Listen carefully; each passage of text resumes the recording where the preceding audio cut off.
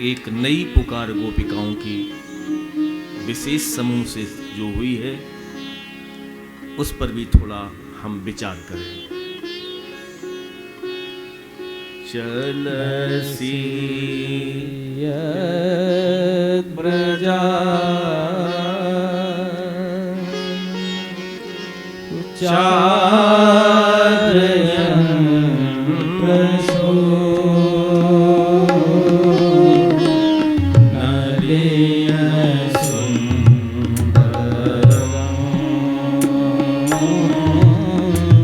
नाथ ते पदम् चलसि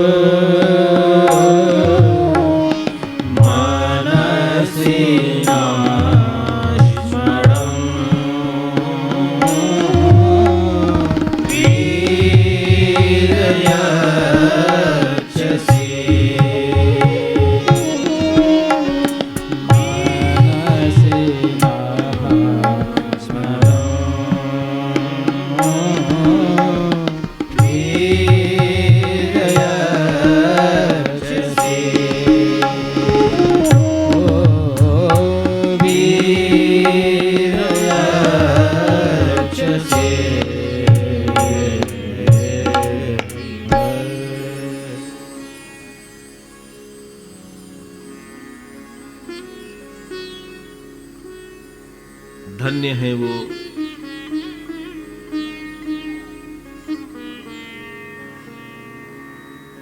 ब्रज की बधूटियां,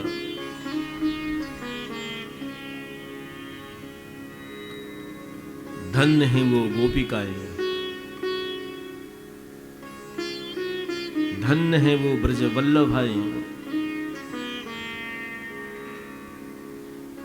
जिनके चिंतन में केवल केवल केवल कृष्ण है। हम लोग अपने मनोदशा का यदि चिंतन करें 1 मिनट व्यतीत होते ही मन कहां कहां जाता है। उसके चिंतन के बिंदु कितने बदलते हैं, बिगड़ते हैं। लेकिन वो ब्रजबधूटियां जिनके चिंतन में, जिनके विचार में, जिनकी दृष्टि में, जिनके स्पर्श में, जिनके श्रवण में केवल केवल गोविंद है,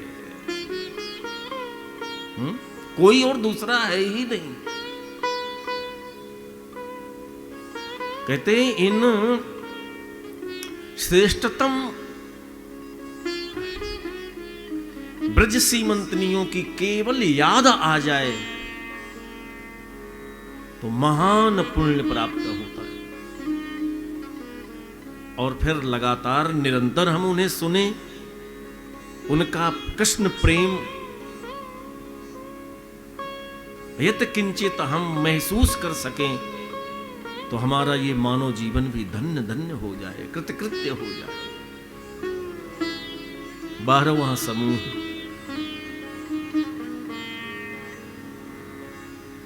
गोपिकाओं का।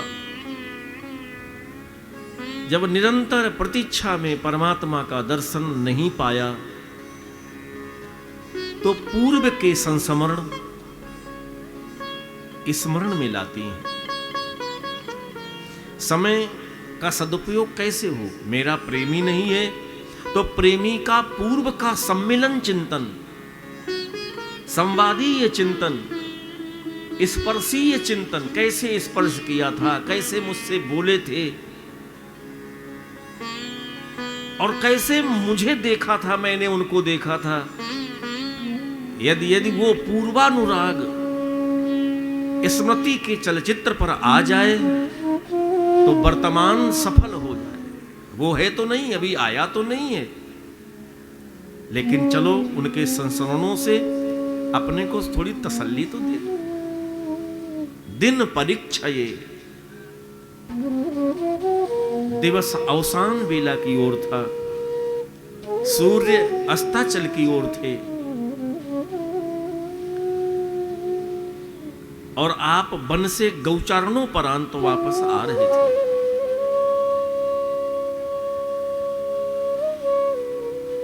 बनरूहाननम बनरूह आननम, तो गौओं के, बछड़ों के अनुगमन से, उनके पीछे चलने से, उनके खुरों से उठी हुई श्री ब्रज की रज आपके मुखमंडल पर आच्छादित थी। और नीलकुंतलई, आपके घुंघराले बाल, सांवला स्वरूप, उसमें काले घुंघराले बाल आपकी रूप माधुरी को और निखेर रहे थे, और उस छटा को बिखेर रहे थे। घन रजस्वलम दर्शयन मुहु, आपको देखते, धीरे धीरे देखते ये लगता था कि वहां से मैं पलकें दूर न करूं। ये कभी इस तरह का संयोग हो चुका है जिसका वो स्मरण कर रहे हैं। आज वो छटा, वो छवि जब चिंतन में चित्त पटल पर सजीव होती है तो गोविंद, मेरे वीर, मेरे प्रियतम, आपसे मिलने की जो मेरी आकांक्षा है वो और तीव्र होती है, और उत्कट होती है।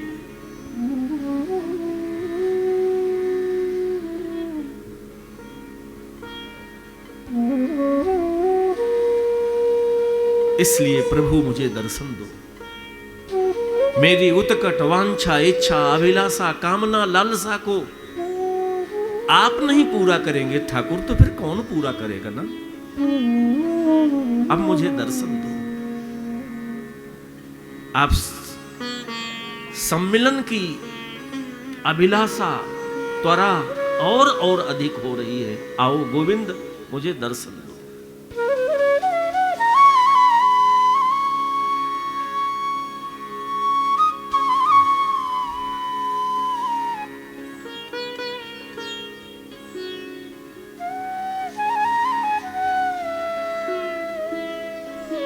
विद्वानों ने ऐसा उल्लेख किया है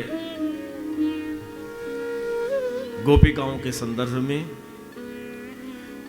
कि गोपिकाओं के पहले, ब्रज श्रीमंतनियों के पहले, पूर्व में परमात्मा को प्राप्त करने का ये नवल मार्ग प्रशस्त नहीं था। इसके पहले भगवान को, ईश्वर को प्राप्त करने के और रास्ते थे, साधन थे, लेकिन गोपिकाओं ने तो एक नया मार्ग गोविंद को पाने के लिए निकाल दिया। और आश्चर्य है, पढ़ी लिखी नहीं है बहुत,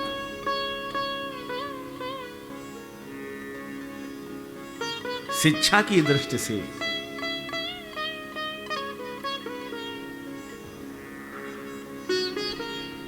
बहुत उच्च शिक्षा नहीं है उनमें, या कि बिल्कुल शिक्षा नहीं है उनमें, ऐसी भी हैं। सभ्यता की दृष्टि से गांवों में जो कल्चर है, सभ्यता है, और शहरों की जो सभ्यता है उसमें अंतर होता है आज भी। यद्यपि काफी कुछ सुधार हुआ है, बहुत अंतर है।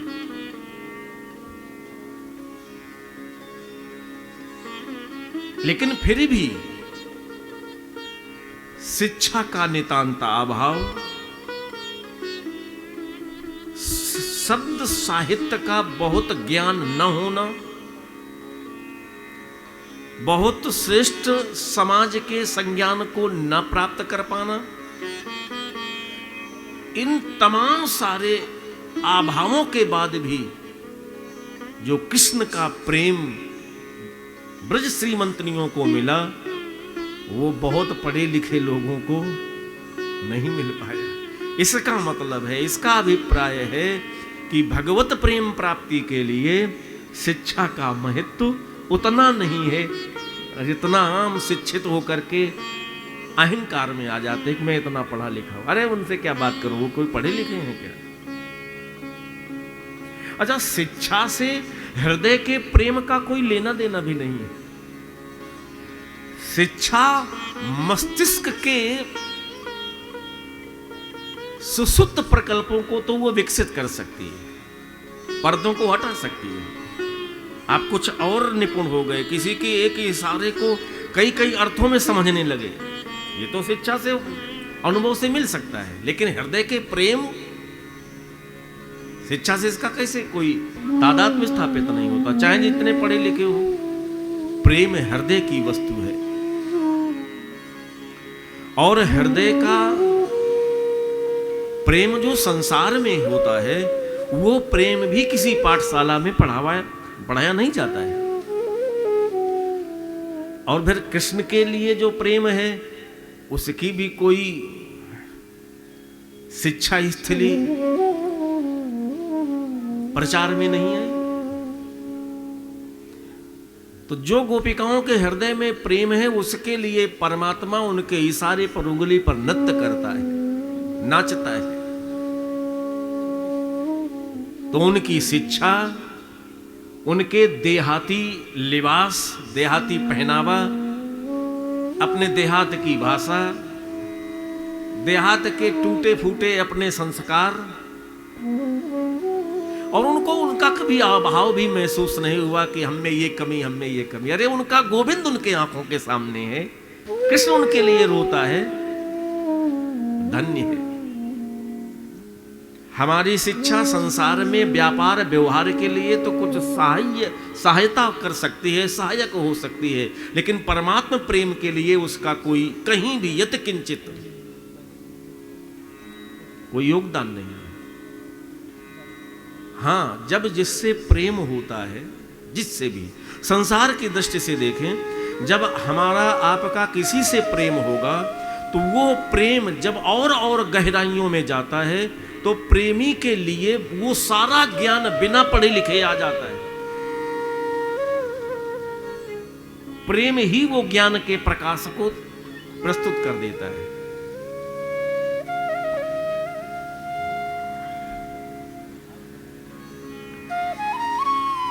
अतः मैं कह सकता हूं कि ईश्वर को पाने के लिए वेदों में, शास्त्रों में, परंपरा से, ऋषियों मनीषियों के निर्देश के अनुसार जितने भी मार्ग प्रशस्त हैं भगवान को पाने के लिए, ईश्वर को पाने के लिए, गोपिकाओं ने उन किसी मार्ग का अनुसरण नहीं किया, अवलंबन नहीं किया।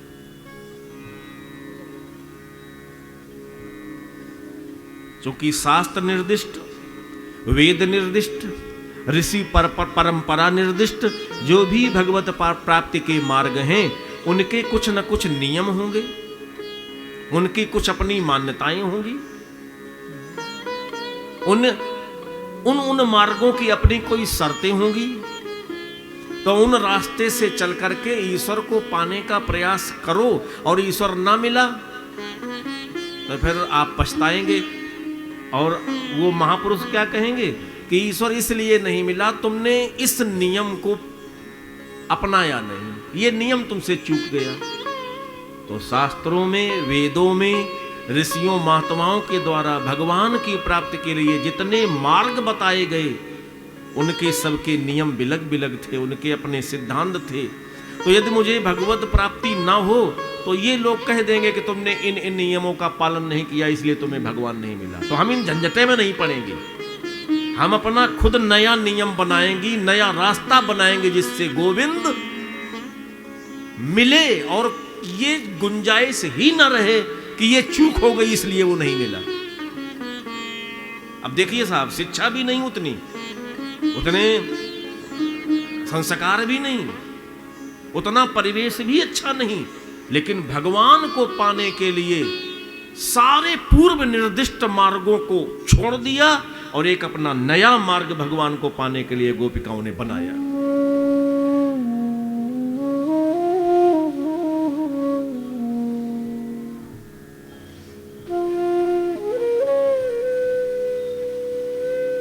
और भागवत में इसका उल्लेख हुआ है।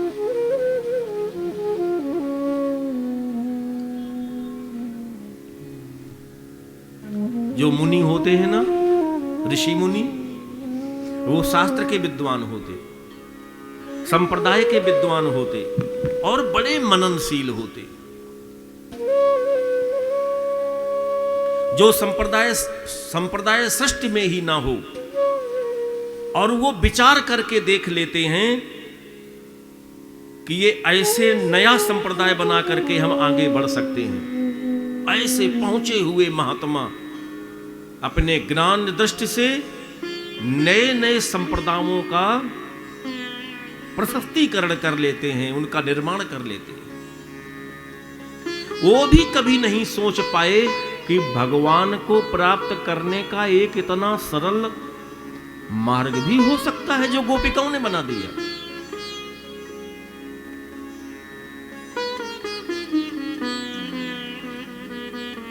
हाँ, किसी ने पूछा कि कौन सा रास्ता गोपिकाओं ने बनाया भगवान को पाने का।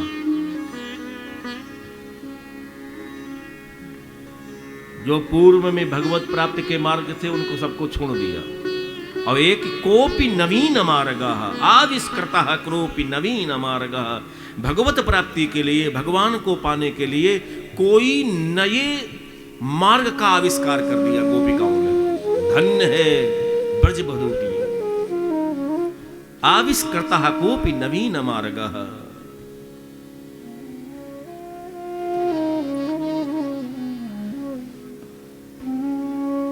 इसके पहले तो आप लोगों ने ये सुना होगा भगवान की अष्टयाम सेवा होती है सीधाम वृंदावन में, या कि उस परंपरा के जो उपासक होते हैं। 8 याम, पहले याम में कैसे पूजा की जाएगी, दूसरे याम में गोविंद की कैसे पूजा की जाएगी, कैसे उनको जगाया जाएगा, फिर बहुत जोर से ताली नहीं बजाई जाएगी कि कहीं आप सो रहे हो कोई जोर से चीख दे तो आंख खुलते ही सर दर्द होने लगे, तो मेरे ठाकुर को इतनी जोर से न जगाऊं कि इनको कहीं दिक्कत हो जाए। तो बहुत धीरे धीरे से थपकी दे करके जगाए जा रहे हैं। अब जगा करके जल ले आएंगे, थोड़ा मुंह धो लो, और छोटी सी दातून ले आई हैं, अब आप दातून कर लो। हाँ, और फिर हम कुछ जलपान लाती हैं आप। अष्टयाम सेवा में सुबह जगाने से लेकर के दोपहर में विश्राम कराना और रात्रि में दूध पिलाकर के सुलाने तक की सारी व्यवस्था शास्त्रों में दी गई है। ये मार्ग है जिससे गोविंद पाया जा सकता है। अच्छा, बात क्या है, मैंने आपको एक दिन बताया था, ये जो मार्ग है ये पूरा पूरा विश्वास से भरा हुआ मार्ग है, भरोसे का रास्ता है ये। और दूसरा, कोई तार्किक मस्तिष्क कहेगा कि हाँ तुम नहीं जगाओगे तो वो सोते रहेंगे, जब वो सो जाएंगे पूरी दुनिया सो जाएगी। मूढ़ा कहीं की वो सोते हैं कहीं, अनिद्र है ईश्वर, उसमें कभी नींद नहीं है, वो सो जाएगा कि दुनिया कैसे चलेगी। तो वो कहते अपना तुम ज्ञान ले जाओ। हम तुम्हारा ज्ञान नहीं सुनना चाहते, हमारे ठाकुर देर से सोए हैं इसलिए जल्दी नहीं जगाएंगे। कभी कभी आप उनकी पूजा करते हो और झांकी के पट बंद रहते हैं। किसी ने कहा कि यार तुम्हारी बुद्धि को क्या हो गया, तुम उनकी सेवा पूजा पाठ कर रहे हो और उनके पट बंद हैं। ये बात तो बुद्धिगम्य नहीं हुई। तो उसने कहा कि रात में बहुत देर से ये सोए हैं तो इसलिए इन्हें हम जल्दी नहीं जगा रहे हैं, और जो हम पूजा पाठ कर रहे हैं जब ये जगेंगे तब जान जाएंगे कि इतनी पूजा इसने मेरे सोने के समय मेरी की है। क्या भाव है, क्या प्रेम है गोविंद के प्रति। 8 पहर 24 घड़ी भगवान पर ही दृष्टि है जिसकी। और ऐसे ऐसे पुरुष हुए हैं। एक बलिया की तरफ अभी 100 वर्ष नहीं हुए हैं, 60-70 वर्ष पहले एक उद्भट विद्वान, और जब सेवानिवृत्त हुए महाविद्यालय से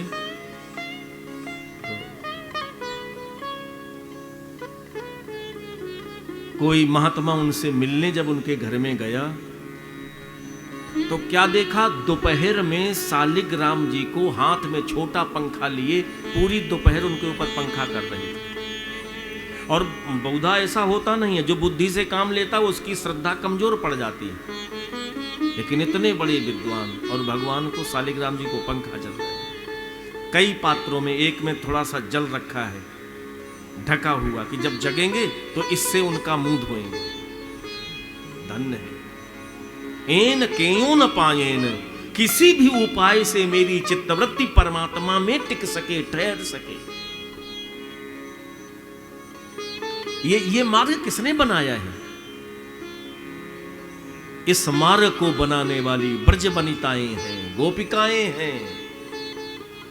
गोपिकाओं के पहले इस रास्ते का किसी को भान ज्ञान भी नहीं था। इनकी परम आचार्य ब्रज श्रीमंतनिया है। भक्ति ही प्रवर्तिता दृष्ट्वा मुनीनामपि दुर्लभः। जो भक्ति का मार्ग प्रवर्तित किया है गोपिकाओं ने, वो मुनीनामपि दुर्लभ, मुनियों को भी दुर्लभ है। कोई कमेंट नहीं कोई कर पाया। बड़े बड़े महात्मा, परमहंस, गोपिकाओं ने जो नया मार्ग में निकाला है भगवान को पाने का, उस पर कोई टिप्पणी नहीं कर पाए। गजब हो गया। एक ये भी रास्ता है, गोपिकाओं ने जो भगवान को पाने का रास्ता, वो इतना सुस्पष्ट था कि अपनी आंख को जब तक चाहो तब तक उनको देखो, अपने हाथ से उनको जब तक चाहो तब तक उनके पैर सहलाओ, उनके पैर दबाओ, छूने को मिले हमारा भगवान मेरे हाथ से। निर्निमेष पलकों से, बिना पलकों के निरंतर उसके सौंदर्य को पीने का सौभाग्य मिले, ये रास्ता गोपिकाओं ने प्रवर्तित किया।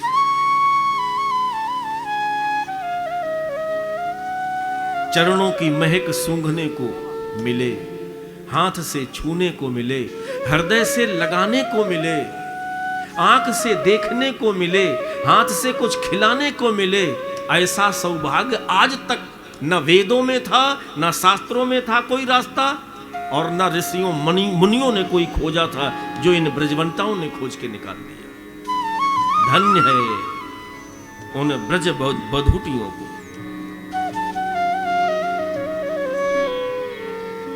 ये जो प्रेम पथ है, ये जो प्रेम का रास्ता है परमात्मा को पाने के लिए, वो व्यक्ति को प्रियतम के प्रति अपने आप को समर्पित करने का मार्ग चरितार्थ करता है, प्रशस्त करता है। अपने आप का कैसे समर्पण गोविंद के चरणों में किया जाए, ये रास्ता गोपिकाओं ने निकाला है।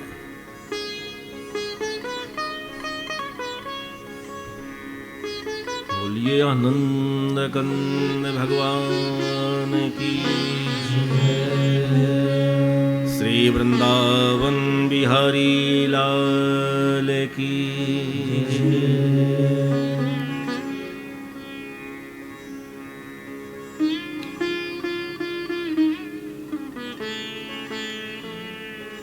महाराज चैतन्य महाप्रभु जी, उनसे एक बार किसी ने पूछा चैतन्य महाप्रभु जी से कि गोपिकाओं ने जो मार्ग निकाला है भगवान को पाने का, जिसे भक्ति मार्ग कहते हैं, इनकी प्रमुख आचार्या गोपिकाएं हैं, तो इस पर कितना भरोसा किया जाए, आपका क्या मत है प्रभु? चैतन्य महाप्रभु से।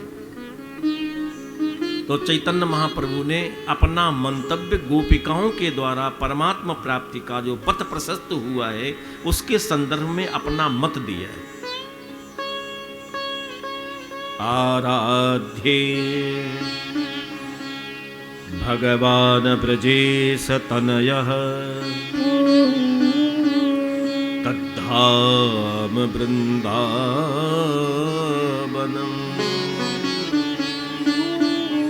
रम्या काचिदुपासनया ब्रजवधूवर्गेण या कल्पिता। अब चैतन्य महाप्रभु जी गोपिकाओं ने जो भगवान को पाने का रास्ता निकाला है, उसके संदर्भ में बोल रहे हैं। आराध्यो भगवान ब्रजेश तनया, ब्रजेंद्र नंदन, मुरली मनोहर, पीतांबरधारी, श्याम सुंदर, वो जो किशोर मूर्ति हैं,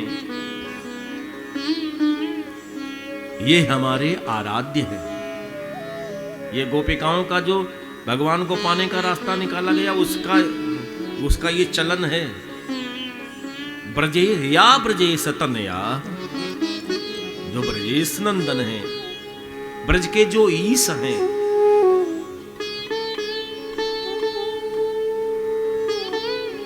नंद महाराज, उनके जो नंदन हैं, उनके आनंद को और बढ़ाने वाले मुरली मनोहर, पीतांबरधारी, मोर पक्ष को रखने वाले ऐसे श्याम सुंदर हमारे आराध्य हैं। किसी ने कहा कि कौन कृष्ण की बात करती है?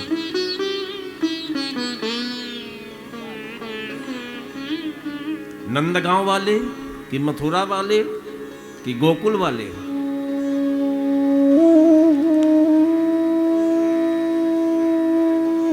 तो जवाब दिया, मेरे नंद नंदन को नहीं पहचाना?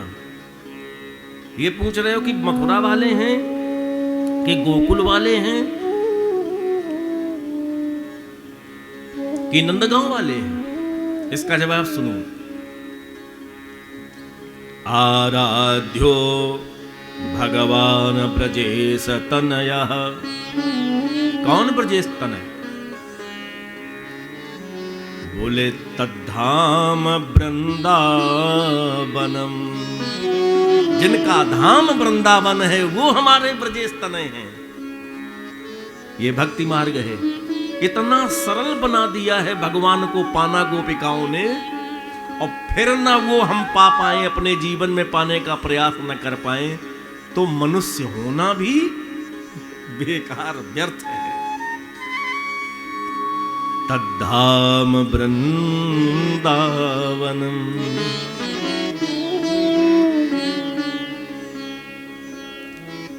अच्छा, जो तुम्हारे ब्रजेश तनय आराध्य हैं, वृंदावन धाम में जो रहते हैं, उनकी उपासना कैसे की जाती है? उनकी उपासना कैसे की जाती है? वो आपके उपास्य ब्रजेश नंदन वो प्रसन्न कैसे होते हैं? बोले रम्या, ऐसी उपासना है कि कभी थकान नहीं लगेगी। अति रमणीय, उनके आंखों के पास बैठ भर जाओ सेवा उपासना पूजा करने के लिए कि पता ही नहीं कब बैठे थे और कितना समय हो गया। यहां वो नहीं, उसकी कथा है तो पता लगता है, नहीं पता लग पाता कितने समय से बैठे। अरे वो ऐसा जादू ही है। कृष्ण कर्षयति इंद्रियाणु सतु कृष्ण आकर्षयति कर्षयति। वो अपने चुंबक की तरह आपको ऐसा आपके चित्त को पकड़ लेता है कि जब तक कथा ना हो जाए तब तक चैन ना पड़े। जीवन में सब हो रहा है। 1000 वर्ष पहले जो लोग अपने परिवार के लिए करते थे वही आज हम लोग कर रहे हैं। लेकिन इसके साथ साथ ब्रजेश नंदन मेरे आराध्य वृंदावन धाम में रहने वाले ठाकुर की यदि उपासना जो रमणीय है, दुनिया को विस्मित करा देने वाली है, यदि वो उपासना इसी जीवन में चलते चलते हो जाए तो फिर इससे ज्यादा और अच्छा क्या हो सकता है? रम्या, बहुत रमणीय है, बड़ी सुंदर है, आपका मन उसमें रम जाए। बोले उस उपासना का नाम कुछ है? उसने कहा भाई नाम तो नहीं बताऊंगी। काचिदुपासना काचित उपासना, कोई उपासना है उसकी, वो बड़ी गुप्त है, वो बताने के लायक नहीं है, उसका ऐसे प्रकाश नहीं किया जाएगा, प्रचार नहीं किया जाएगा।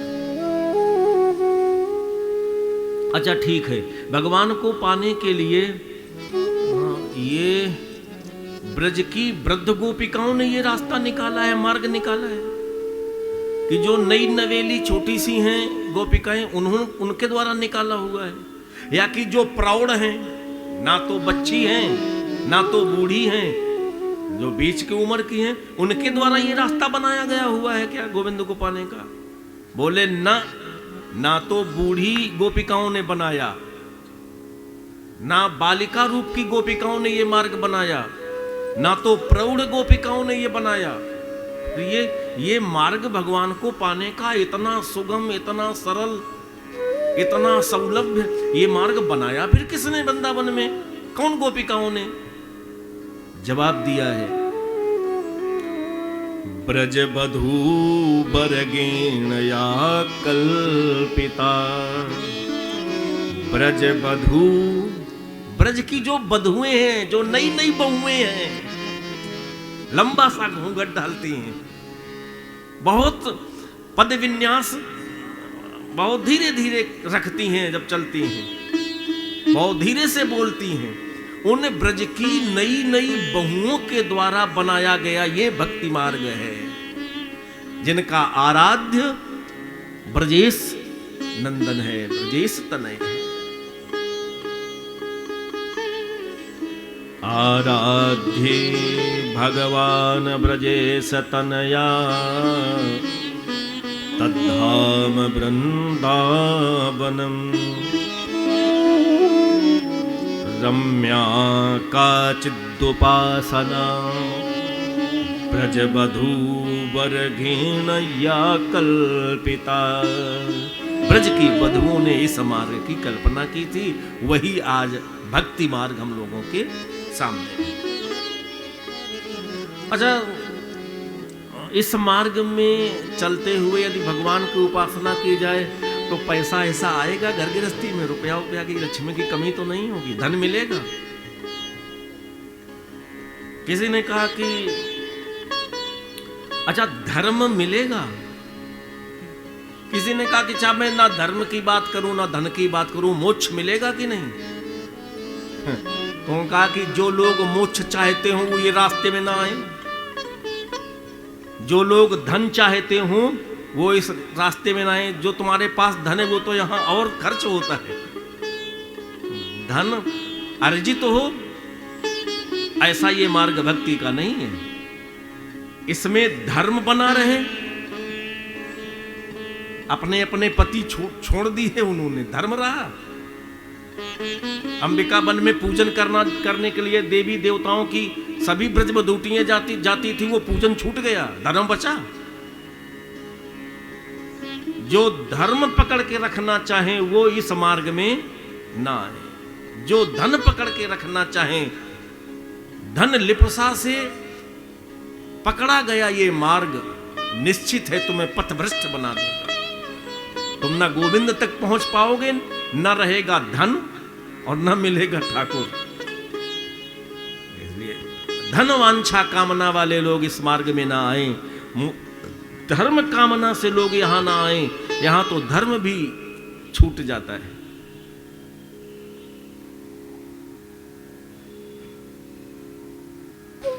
अच्छा, मोक्ष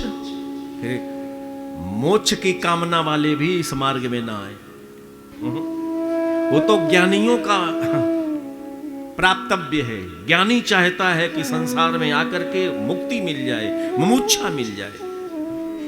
भक्त लोग मोक्ष नहीं चाहते हैं। हम अगले जन्म भी इसी पृथ्वी पर आए, वृंदावन में जाएं और बांके बिहारी से प्रेम करें, उनको देखें, वो हमें देखें।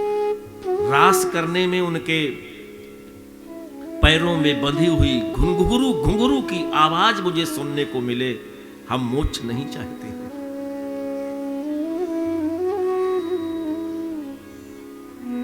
दुनिया के तमाम सारे लोग होंगे जो यज्ञ करेंगे कि यज्ञ से हमें मोक्ष मिल जाए, स्वर्ग मिल जाए। कुछ लोग अनुष्ठान इसलिए करते हैं कि मेरे घर में धन मिल जाए। ऐसे संसार की वासना के जो गुलाम हो चुके हैं उनके लिए ये मार्ग नहीं है, उनके लिए ये रास्ता नहीं है। ये तो केवल जो कृष्ण को पाना चाहे उनके लिए ये मार्ग है, जो ब्रज बधूटियों ने बनाया है।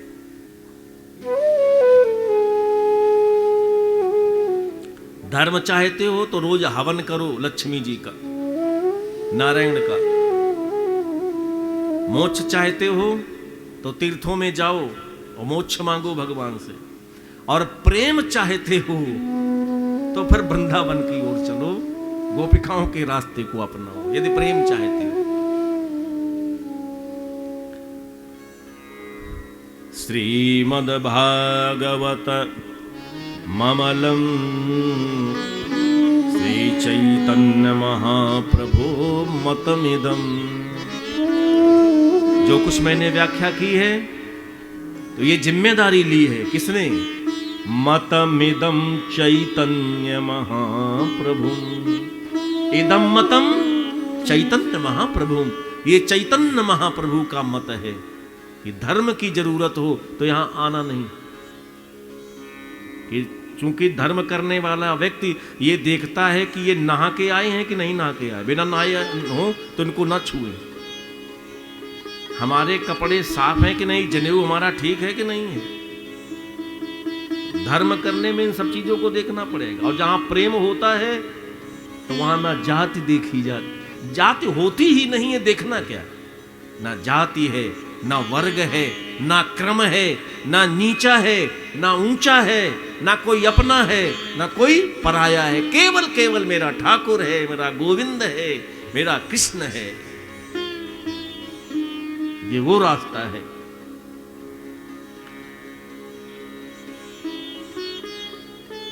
श्री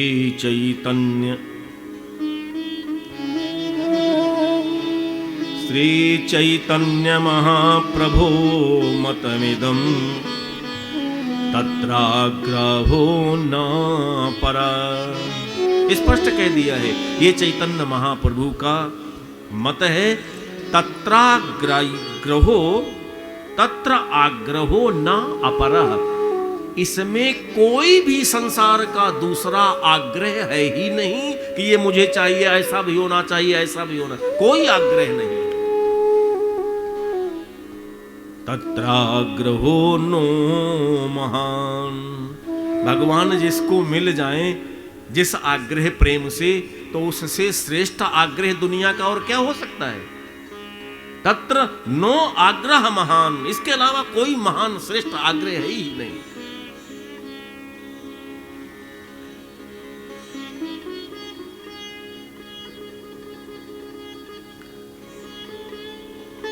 प्रेम में प्रेमास्पद की स्मृति निरंतर बनी रहती है।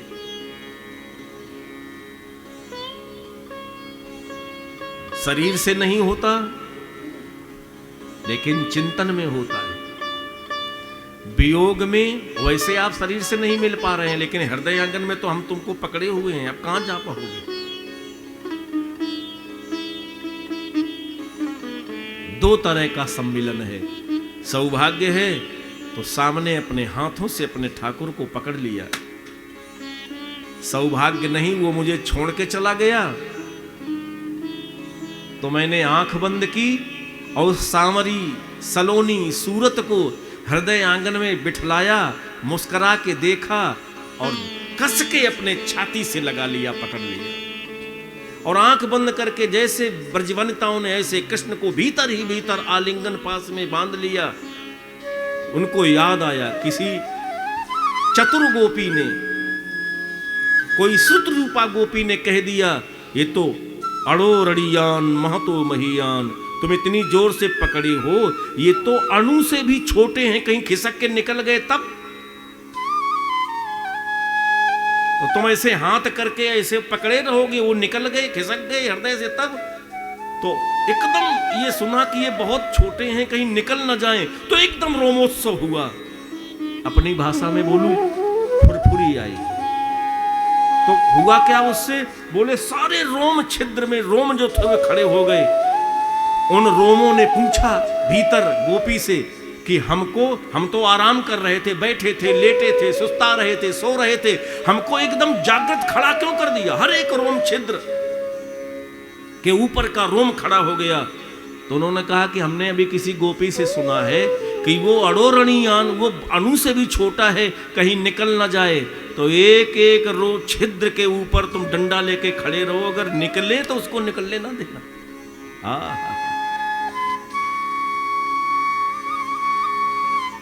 बहुत प्रसन्न जब हम होते हैं, अब मैं तो वो शब्द सभी बोलूंगा क्योंकि गोविंद के लिए बोल रहा हूं।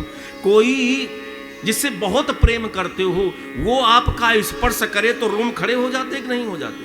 तो ये स्पर्श सुख किसी रोम छिद्र से बाहर न चला जाए, इसलिए रखवाली में एक एक रोम डंडा लेके खड़ा है कि निकलो तब जाने। अभी तक तो रोमोत्सव का अर्थ यही था, प्रसन्नता का परिचायक है। गुदगुदी हो जाए, पुलकावली हो जाए तो रोम खड़े हो जाएं। गोपिकाओं ने एक नया निकाला कि रोम इसलिए खड़े होते हैं कि भीतर जिसको पकड़ के रखा है वो कहीं बहुत खिसक न जाए किसी रोम छिद्र से। आंख इसीलिए बंद कर ली है, इसीलिए मौन हो गई है। अब निकलो, तुम कैसे निकलोगे?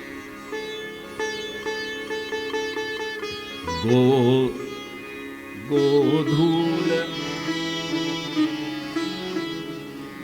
मैंने जो श्लोक बोला उसमें गाय के चरणों से उठी हुई ब्रजरज उनके श्रीमुख पर आच्छादित है ना। गोधूल धूसरित कोमल गोपवेशम, गोपाल बालक सतैरनुगम्यमानम्, सायं तने निज गृहे पशुबंधनार्थं, गच्छन्तमच्युत शिशुं प्रणतोऽस्मि नित्यम् गोधूलधूसरित। गाय चरा करके आए हैं, ब्रज की रज अपने मस्तक पर धारण किए हुए हैं। कोमल गोपवेशम, इतना कोमल श्री विग्रह है भगवान का, और वेश गोपों का है। बोले एक अंगोछा पीतांबर कमर में बांधे, यहां मोर का पंख इसको भी बांधे, बनमाला ये जो उसको क्या कहते हैं, गुंजा, हेमचुल जिसे बोलते हैं, उसकी माला कुछ लाल कुछ काली, वो माला डाले हुए हैं।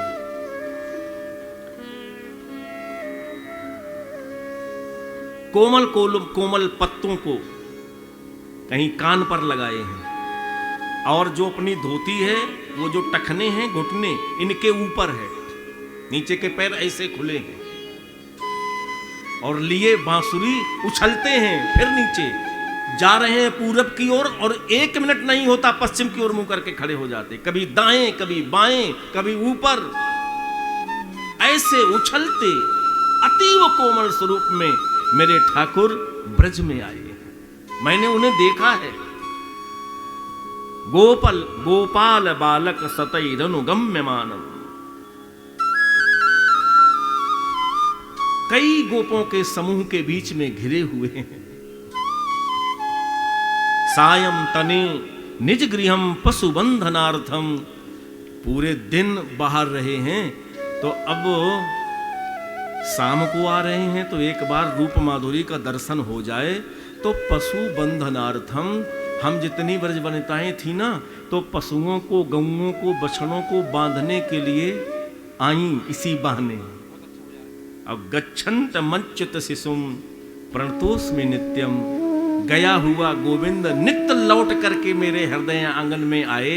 वो यशोदा का शिशु मेरे हृदय आंगन से यदि जाए तो लौट करके आए, और वैसे तो जाए ही नहीं। उसको, ऐसे शिशु को मैं बारंबार प्रणाम करती हूँ, मैं बारंबार प्रणाम करता हूँ। जो रूप माधुरी लीला की हम आपको दिखा रहे हैं, प्रयास कर रहे हैं, ये इसलिए नहीं है कि अभी आनंद लिया फिर भुला दो इसको। जब कभी बैठो फुर्सत में, कल वाला प्रश्न नहा के ध्यान करना चाहिए। अरे जब तुम्हारा मन चंगा तो कठौती में। हाँ, हमारे यहाँ तो सुबह 4 बजे 3:30 बजे उठ करके बैठे सर्दी है तो रजाई में, और गर्मी है तो खुले आकाश में बैठ करके 2 घंटे तक पूरा आनंद लो।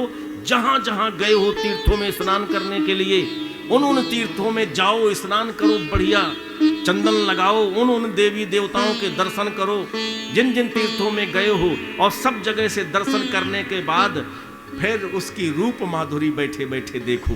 ऐसे देखो कोई गाय चरा करके आ रहे हैं, उछल रहे हैं, कूद रहे हैं, और एक बार मेरी आंखों में आंख डाल करके मुस्कुरा दिए हैं, तो जीवन का अर्थ मिल जाए प्यारे। और फिर समय मिले तो फिर नहा भी लेना। हाँ? जब मन अच्छा हो उसी समय।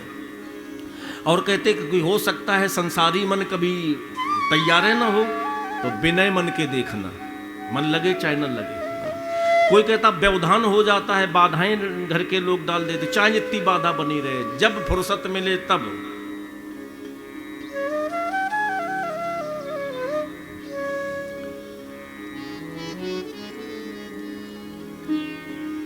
ऐसे भगवान गौचारण करके आ रहे हैं, ठीक है ना। बोलिए आनंद कंद भगवान की जय।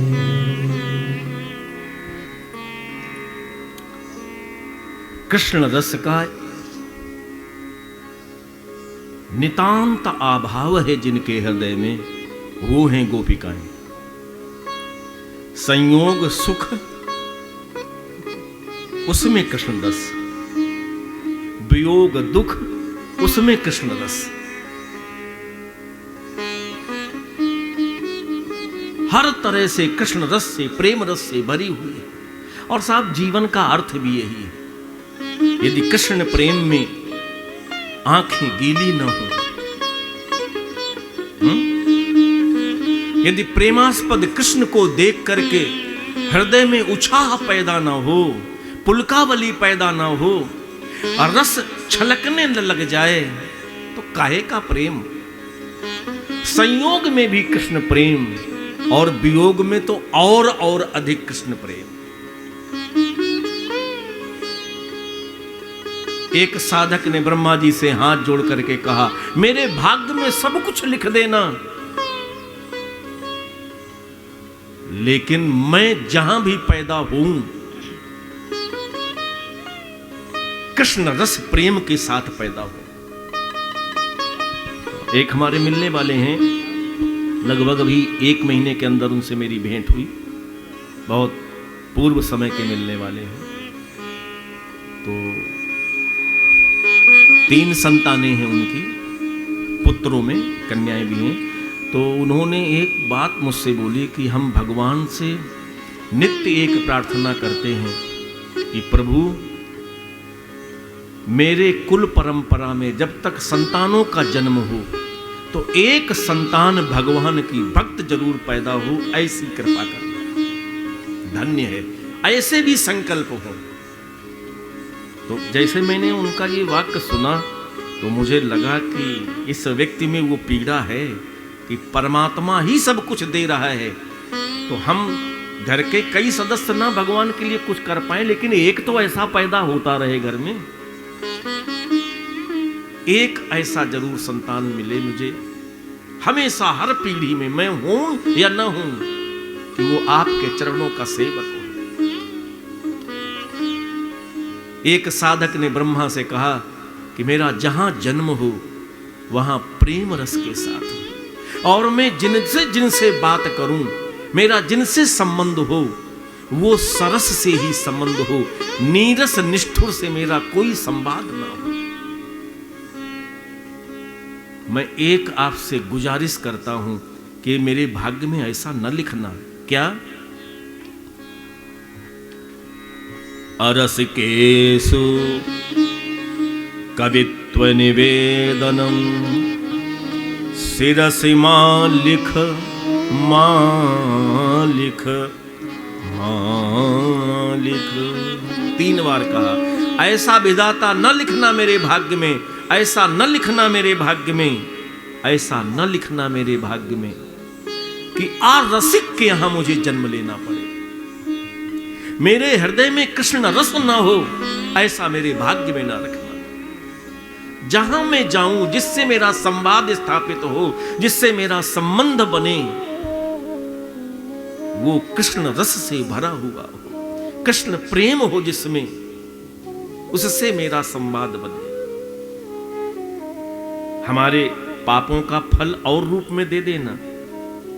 हम सारे पाप फल को स्वीकार करने के लिए राजी हैं, लेकिन मेरे किए गए कर्मों के पाप में जो फल मिले उसमें ऐसा न करना कि रसहीन व्यक्ति के यहां मुझे जन्म लेना पड़े, रसहीन से मुझे बात करनी पड़े। कृष्ण रस से जो सूख गया है, ऐसे से न मैं बात करना चाहता हूं, न मिलना चाहता हूं, न संबंध रखना चाहता हूं। पाप जो मेरे पाप हुए उनका फल मुझे कठोर से कठोर मिले, क्योंकि मैंने पाप कर्म किए, फल भोगने के लिए राजी हूं। लेकिन मां कुरु, मालिक मालिक मालिक, ऐसा न लिखना। अरे विधाता, आपके पास तो 4 सिर हैं, बुद्धि के देवता हो, 4 तरह से बुद्धि चारों तरफ है, कोई रास्ता निकाल लेना। पाप फल दूसरे रूप में मुझे दे देना, लेकिन आरसिक के घर में जन्म ना हो, आरसिक से संबंध ना हो, आरसिक से बात ना हो, जो कृष्ण से प्रेम करने वाला ना हो, उससे किसी तरह का जीवन में कोई संबंध ना हो। धन्य है भगवान। ये वांछा है, ये इच्छा है, ये लालसा है कि जहां जाऊं, जिससे मिलूं, वो कृष्ण प्रेमी हो, राम प्रेमी। कृष्ण और राम अर्थ एक ही है। यहाँ कृष्ण कथा हो रही, गोपी गीत हो रहा है, इसलिए मैं नाम कृष्ण का लेता हूं। तत्वतः राघव और माधव एक ही है, उनमें कोई अंतर नहीं। ऐसे उछलते कूदते गोविंद श्रीधाम वृंदावन में प्रवेश करते हैं।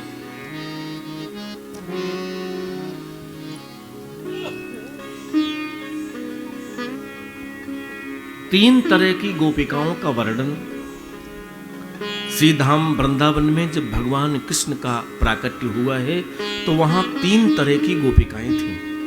ठीक है? तीन कैटेगरीज हैं, श्रेणियां हैं गोपिकाओं की। एक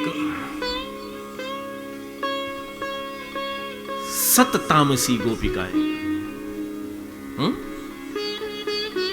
अभी समझ पाना कठिन, चूंकि एक ही विषय पर यहां विशेष व्याख्यान हो रहा है, इसलिए जो बारीकियां आपको बताने का प्रयास व्यासपीठ के द्वारा हो रहा है वो शायद नवम हो, नया हो, इसलिए बहुत तसल्ली से सुनना होगा। सततामसी गोपिकाएं, रजतामसी गोपिकाएं और तमतामसी गोपिकाएं। तीन गुण होते हैं जिससे यह सृष्टि बनी है। ये त्रिगुणात्मिका सृष्टि सतोगुण यानी सतगुण से, सत्वगुण से, रजोगुण रज प्राधान्य गुण से, तमोगुण तम विशिष्ट गुण से, ये त्रिगुणात्मिका सृष्टि बनी है और सब में है। ये तीनों गुण सब में है। किसी में सतोगुण ज्यादा है, रजोगुण तमोगुण कम है, और किसी में रजोगुण ज्यादा है, सतोगुण तमोगुण का अभाव है। अच्छा, तीन गुण में कोई एक गुण जब ज्यादा होता है तो स्वभाव उसका उसी तरह का हो जाता है। कभी कभी उसमें जो तमोगुणी है हर एक बात पर तमतमा जाए, क्रोध करने लग जाए, उखड़ जाए, बिगड़ जाए, ऐसे व्यक्ति में भी सतोगुण होता है, लेकिन वो कभी कभी सतोगुण के प्रभाव में आता है। मूल प्रकृति तमोगुणी है, कभी कभी सतोगुण के प्रभाव में आकर के कोई अच्छी बात बोल देता है, कोई अच्छा व्यवहार कर देता है, कोई अच्छा काम कर देता है, लेकिन स्वभावतः वो तमोगुणी है। और कभी कभी तमोगुण प्राधान्य होने से जब रजोगुण के संपर्क में आता है तो तामसिक रजोगुणी हो जाता है। लेकिन एक बात मैं आपको विशेष याद दिलाऊं, ये जो तीन गुण हैं इससे सृष्टि बनी है, हम लोग बनाए, ब्रह्मा ने बनाई है। तो ये जो गुणों की व्याख्या शास्त्रों में हुई है वो हम जीवों के लिए हुई है। और जो गोपिकाओं की मैं चर्चा कर रहा हूं, नाम तो उनका सततामसी गोपी है, रजतामसी गोपी है, वर्ग उनका तमतामसी गोपी का है, लेकिन अर्थ बिल्कुल तमोगुण से अलग है। क्योंकि जो सृष्टि बनाई गई है वो गुण दोष से बनाई गई है। और गोपिकाएं जो ब्रजवनिताएं हैं, मैं तो नित्य आपको बताता चला आया हूं, वो सामान्य नहीं है। सुनना चाहो तो मैं एक बात और विशेष बता दूं आपको, राजी हो? मैं स्मरण दिला रहा हूं कि युग युगांतर, जन्म जन्मांतर, एक जन्म नहीं, दूसरा जन्म नहीं, तीसरा नहीं, सवा नहीं, हजारों नहीं, कई कई लाख जन्म के बाद जब जब जन्म होता केवल कृष्ण प्रेम, राम प्रेम, राम जी का प्रेम, फिर शरीर छूट गया, पूरे जीवन में कृष्ण प्रेम, राम जी का प्रेम, केवल सन्यास, केवल लंगोटी लगा करके पूरा जीवन की जीवन, लाखों करोड़ों जीवन, जन्म जन्मांतर, युग युगांतर, कल्प कल्पांतर में जिसके जीवन का लक्ष्य केवल भगवत रस रहा है, उन महात्माओं की साधना का जब परिपाक हुआ तब दंडकारण्य में आलिंगन में आए हुए कल्प कल्पांतर, युग युगांतर, जन्म जन्मांतर के महात्माओं की साधना पर का परिपाक हुआ, तब वो गोपी बनी है जिनके करोड़ों वर्षों से संसार की वासनाएं छूट चुकी थी। ये मैं बता चुका, ये गोपी है। बोलिए आनंद कंद भगवान की। तो उनमें संसारी रजोगुण नहीं है, उन गोपिकाओं में संसारी तमोगुण नहीं है, संसारी सतोगुण भी नहीं है। सतोगुण भी संसार में आपको डालता है, संसार में बांधता है। बस बात क्या होती है, बुरे लोगों की ओर पीठ करते हो, अच्छे लोगों से संबंध रखते हो। ये सतोगुण का परिणाम है। जब अच्छे गुणों से संबंध होगा तो बंधे तो रहोगे संसार के खूंटे में, और जब तक संसार का खूंटा, रस्सी, ये सबकी सब उखड़ टूट ना जाए, तब तक गोविंद कहां मिलने वाला है। तो इन गोपिकाओं ने तो ये तीन गुणों वाली सृष्टि से अपने आप को बिल्कुल विलग कर लिया है, अलग कर लिया है। तो ये त्रिगुणात्मा सृष्टि में जो सतोगुण, रजोगुण, तमोगुण होता है, ये लेस मात्र भी गोपिकाओं में नहीं है। ठीक है ना? लेकिन उनके स्वरूप के व्याख्यान में सत तामस गोपी का एक वर्ग है, एक समूह है, और रज तामस गोपिकाओं का एक समूह है, तम तामस गोपिकाओं का समूह है। उनके लक्षण अलग अलग हैं।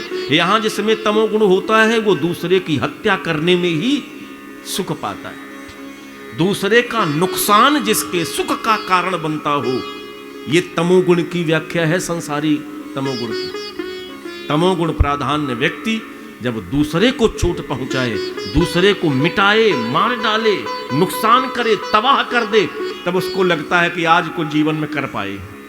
ये तमोगुणी स्वभाव होता है। लेकिन गोपिकाओं में जो तम की बात है वो इनसे बिल्कुल अलग है। वो महात्मा ही गोपी बन।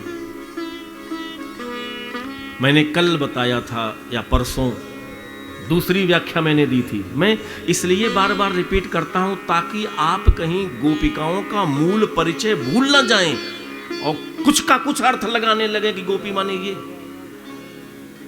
दूसरा मैंने बताया था कि भगवान ने कहा था उद्धव जी से कि ये मेरी मदात्मिका है, मत एव आत्मिका, ये मेरी ही आत्माएं हैं जितनी गोपिकाएं हैं।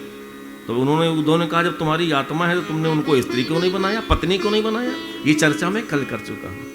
तब ये तो फिर पत्नी ही हैं। बोले फिर पत्नी कैसे?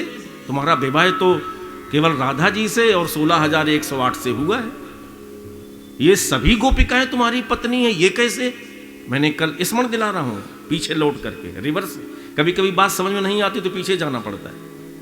तो कहा था भगवान ने कि बुद्धि के देवता ब्रह्मा ने मायापति के ऊपर माया का खेल करना चाहा, मेरे ग्वाल बाल गाय बछड़े सब उठा लिए, अपने लोक में ले गए। तो फिर मैंने भी अपनी माया दिखाई। हम स्वयं अपनी ही माया से गाय बछड़े गोप गोपी बन गए। गोपी नहीं, गाय बछड़े गोप बन गए।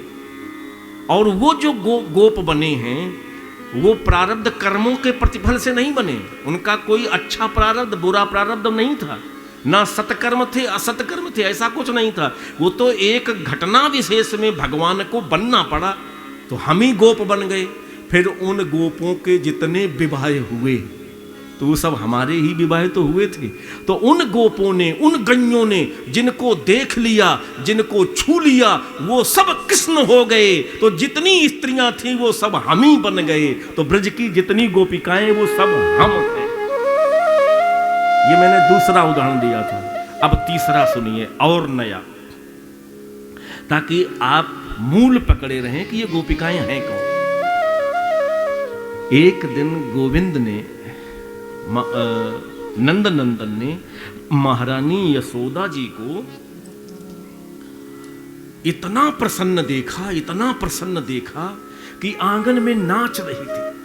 प्रेम जब उछलता है तो नृत्य स्वाभाविक प्रकट हो जाता है।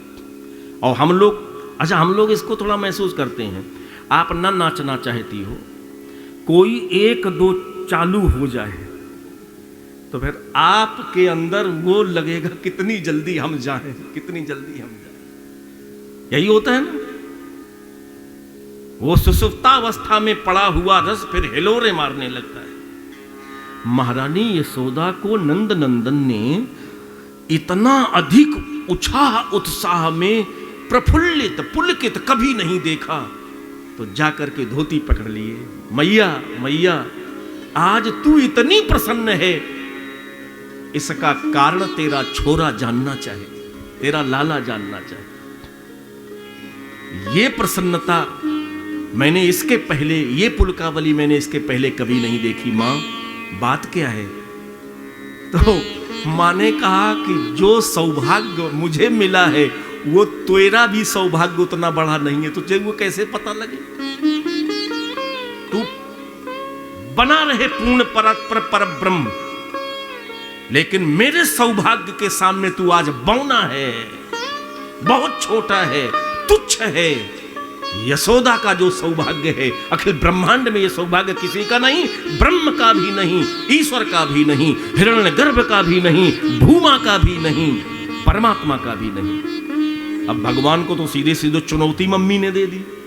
भगवान ने कहा कि हाँ माँ ठीक है, अच्छी बात है, लेकिन मैं जानना चाहूं कि भगवान विधाता से भी ज्यादा सौभाग्य आपको आज मिला है, वहां भगवान भी छोटा हो गया, तो मम्मी माँ मैया वो कैसा सौभाग्य है, मैं जानना चाहता हूं।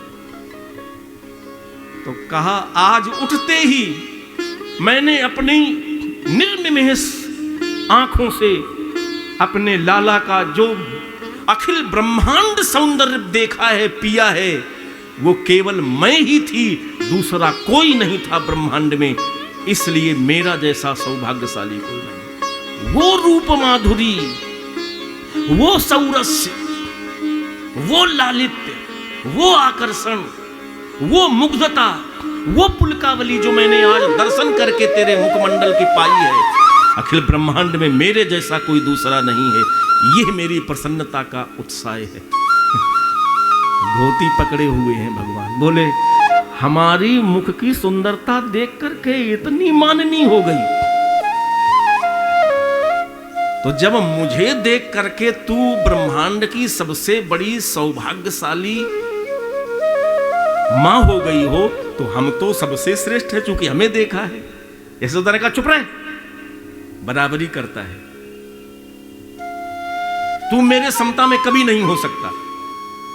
भगवान ने कहा कैसे नहीं हो सकता हूं, मेरा ही तो मुखमंडल की का सौरस सौंदर्य आपने अपने नेत्र दोनों से पिया है। बोले हाँ वो तो पिया है, लेकिन तूने कभी अपनी आंखों से अपना सौंदर्य देखा, पिया? भगवान ने कहा ये तो नहीं कर पाया।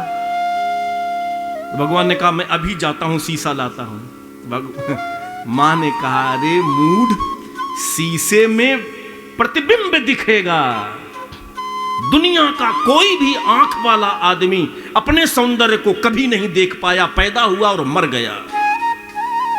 चुनौती है साहब, अपनी आंखों से आप अपना सौंदर्य नहीं कभी देख पाए हो। आपने जब भी देखा है तो प्रतिबिंब में अपने आप को देखा है, सेकंड आप दिन देखा है। यशोदा कहती मैंने सीधी आंखों से आपका सौंदर्य पिया है, तू इतना सुंदर है, लेकिन अपनी आंखों से अपनी सुंदरता आज तक नहीं देख पाया जो मैंने देखी। तू कभी देखेगा भी तो शीशे में बिंब देखे, प्रतिबिंब देखेगा, और मैंने बिंबगत सौंदर्य पिया है। महसूस करो इस बिंदु को, जीवन में कभी अपने आप को देख पाए?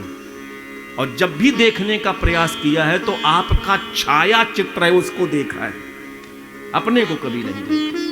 जब भी देखने का प्रयास किया अपने प्रतिबिंब को देखा है, अपने को देखने को नहीं मिला। पैदा हो करके मर जाओगे, अपने आप को नहीं देख पाओगे, और जब भी देखोगे तो प्रतिबिंब छाया दिखेगी तुम्हें। तू छाया है और मैंने बिंब का सौंदर्य सुख पाया है, तो मेरा जैसा सौभाग्यशाली दुनिया में ब्रह्मांड में कोई नहीं है। एब्सोल्युटली करेक्ट मम्मी, 100% तू सही कहती है। अब तो मुंह बना के बैठ गए। ये गोलोक की घटना है, अभी वृंदावन में नहीं आए। तो मां ने कहा कि क्यों उदास बैठे हो, ठगे से रह गए? जो मैंने सुख पाया आंखों से वो तुम्हें नहीं मिला, तो घंटे 2 घंटे भगवान बैठे रहे, बोले बात बन गई, बात बन गई, अब हम भी अपना सौंदर्य अपनी आंखों से देखेंगे। बोले कैसे देखोगे, हम वृंदावन में गोपी बन करके जा रहे हैं, जो जितनी गोपिकाएं हैं सब गोविंद ही बन करके आया है और अपना सौंदर्य पीने के लिए आया है, इसलिए गोविंद गोपी बना, क्योंकि मां ने चुनौती दे दी थी। गोपिकाएं कौन है? कृष्ण ही गोपी है। मैंने एक दिन पहले दिन आपसे चर्चा की थी। गोपिकाएं कहती हैं कि मुझे बिना देखे तुम्हें चैन नहीं पड़ती है, जब तुम मुझे देख लेते हो, मुझे छू लेते हो, मेरे अंक में आते हो, मेरे हृदय से सट जाते हो, तो तुम्हें बहुत सुख मिलता है। तो मैंने कहा था परिपूर्ण परात्पर पर ब्रह्म यदि दूसरे के स्पर्श से सुखी होता है तो फिर वो पूर्ण कहां रहा? भगवान को जो सुखी बनाए तो भगवान से श्रेष्ठ है, तब तो फिर गोपिकाएं श्रेष्ठ हो गई। तो गोपिकाएं कौन है? स्वयं वही है। एको हम एकम सद विप्रा बहुधा बदंती, वो एक ही है, ऐसे ऐसे वही अपना सौंदर्य सौरभ्य सुख पाने पीने के लिए वो गोपी बन करके आ गया। तो नकल नहीं करना, उनका अनुगमन करना। जो गोपिकाएं हैं उसकी कोई कॉपी नहीं कर सकता है। और हम लोग कैसा खींचते हैं कि रास रचाई। अरे राम राम, बोलिए आनंद कंद भगवान। मैंने 3 उदाहरण दिए हैं आज चौथे दिन की कथा में कि ये गोपिकाएं कौन हैं। अब तो भीतर वाले नेत्र खुल गए होंगे। जो श्रद्धा मेरे हृदय में ब्रजवनिताओं के लिए, ब्रज श्रीमंतनियों के लिए बनी है, वो शायद श्रेष्ठ से श्रेष्ठतम श्रद्धा है। इनका ऐसी पुनीत गोपिकाओं की याद आ जाए तो पुण्य प्राप्त हो जाए। तो 3 तरह की गोपिकाएं अब समझ में आएगा ना। सत राजसी गोपिकाओं का एक समूह है, रज तामसी गोपिकाओं का एक दूसरा समूह है, और तम तामसी गोपिकाओं का एक तीसरा समूह। 3 समूह हैं पूरे वृंदावन में। अच्छा, आप पूछेंगे कि इनकी पहचान क्या है? साहब, बहुत सुख मिलता है जब हम गुरु कृपा से ऐसा कुछ महसूस करते हैं, तो मुझे लगता है कि ये एक जीवन मेरे लिए बहुत कम है। और फिर बहुत उत्साह और उत्साह होता है जब आपकी रुचि थाली में हम इस रस को परोसते हैं। सुनिएगा, तीनों में अंतर है। सततामसी गोपिकाएं कौन है, रजतामसी गोपिकाओं का समूह कौन है, और तम तामसी गोपिकाओं का समूह कौन है, बिलग बिलग हैं। उनके लक्षण सब अलग हैं। जो सत तामसी गोपिकाएं हैं वो देवताओं को, ब्रह्मा को भी खरा खोटा कहने में चूकती नहीं है। ठीक है? जो देवताओं को, भगवान को भी भला बुरा कह दे, 2 टूक कह दे, कतई जिसमें भय ना हो, डर ना हो, इस श्रेणी की जो गोपिकाएं जितनी हैं वो सततामसी गोपिकाएं कहलाए। इनमें वो तामस नहीं है जो हम लोगों में रजोगुण तमोगुण। मैंने बताया ये त्रिगुणातीत सृष्टि है। मैंने एक दिन निवेदन किया है कि ये जो लीला है भगवान कृष्ण के हृदय आंगन में हो रही लीला है, बहुत अंतरंग लीला है। वो तो परीक्षित जी की कृपा है, उनकी दादी मां सुभद्रा की कृपा है, जो भागवत का अवतार इस धरा पर हुआ है। सुभद्रा ने त्याग ना किया होता अपनी कोख का, अपने भाई का पृथ्वी भार उतारने का संकल्प में सहयोग न किया होता तो श्रीमद् भागवत का अवतरण नहीं होता। एक तपस्विनी की तपस्या का परिपाक है श्रीमद् भागवत का अवतरण। उसी का पौत्र है परीक्षित, जिसकी वजह से आज ये रस हम लोगों को धरा पर मिल रहा है। बहुत सौभाग्यशाली। ऐसी गोपिकाएं, ऐसी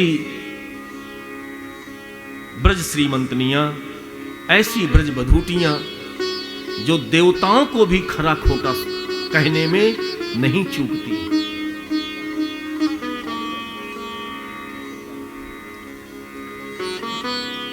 मैं उदाहरण दूं आपको। आपने भागवत जी की कथा में ऊधो प्रसंग के बाद अक्रूर जी का प्रसंग सुना है। जब अक्रूर जी कंस के कहने पर श्रीधाम वृंदावन से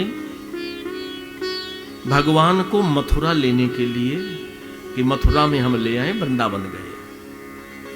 उस समय जब अक्रूर ले करके चले हैं भगवान को, तो क्या हाल था ब्रजवनिताओं का, कैसा करुण क्रंदन हो रहा था। हे कृष्ण, हे दामोदर, हे माधव। और सारी गोपिकाओं ने इतना प्रेम, इतना समर्पण किया है। उनको ये पता है कि ये रमा का पति है। हे नाथ, हे नाथ। नाथ किसे कहते हैं? कल आपने व्याख्या सुन ली है। गोपिकाएं कहती हैं हे नाथ,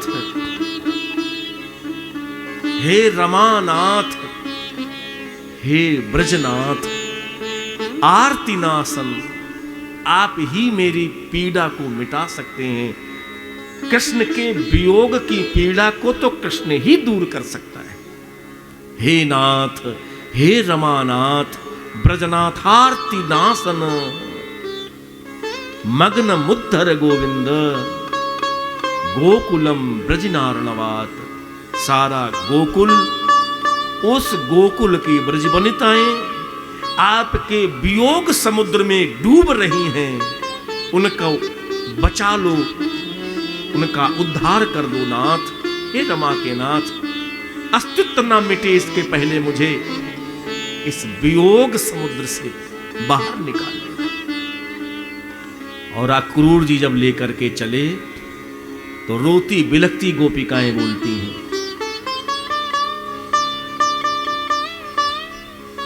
अहो विधाता तव ना क्वचित दया। बोलो, सृष्टि बनाने वाले, सृष्टिकर्ता ब्रह्मा को सुना दी खरी खरी। संयोज्य मैत्र्या प्रणयेन देहिना। तूने शरीर बनाए, तुमने प्राणी जीव बनाए और उनको उनका हृदय बनाया। हृदय में प्रेम तुम्ही ने बनाया। हृदय ना होता तो प्रेम नहीं होता। एक हृदय का प्रेम दूसरे हृदय से जब संबंध स्थापित किया तो कुछ दिन तो उस प्रेम में रह लेने देते। प्रेम संबंध विधाता तूने जुड़वाया और उसको तोड़ भी दिया तूने। आज भगवान कृष्ण के बिना हम कैसे रहेंगे? तुझमें यदि थोड़ी भी दया होती तो तुम गोपिकाओं से उसका प्रेमास्पद कृष्ण नहीं छीनते, प्राण ले लेते, अच्छा था। लेकिन प्राणों के प्राण को तुम खींच रहे हो। अरे विधाता, तो ना कुछ दया, तुझमें तो रत्ती भर भी दया नहीं आई। ब्रह्मा को कोई ऐसा सुना सकता है? कोई पहुंची हुई प्रेम की उपासिकाएं, ब्रजवनिताएं भी सुना सकती हैं। एक ने कहा तू जड़ है ब्रह्मा। कहते होंगे लोग तुझे, तू बुद्धि का देवता है। जड़ा पच्म कृतम सपंती, तू जड़ था, जड़ है और जड़ ही रहेगा। तो तू बोल गई। किसी ने कहा इतना कठोर क्यों बोलती हो? बोली इन्होंने हृदय बनाया और हृदय की पीड़ा को ब्रह्मा ने नहीं महसूस किया। अगर महसूस किया होता तो गोविंद का वियोग विरह उसमें मुझे जलना नहीं पड़ता। क्या हुआ? गोपी कहती है कि सोचा था कि रात्रि के बाद दिन में मिलेंगे। तो जब दिवस प्रारंभ हुआ, सूर्योदय हुआ, तो मैं अपने अपने दरवाजे किसी बहाने से खड़ी हो गई तो एक झलक मिली और नाचता कूदता दिन भर के लिए जंगल में चला गया।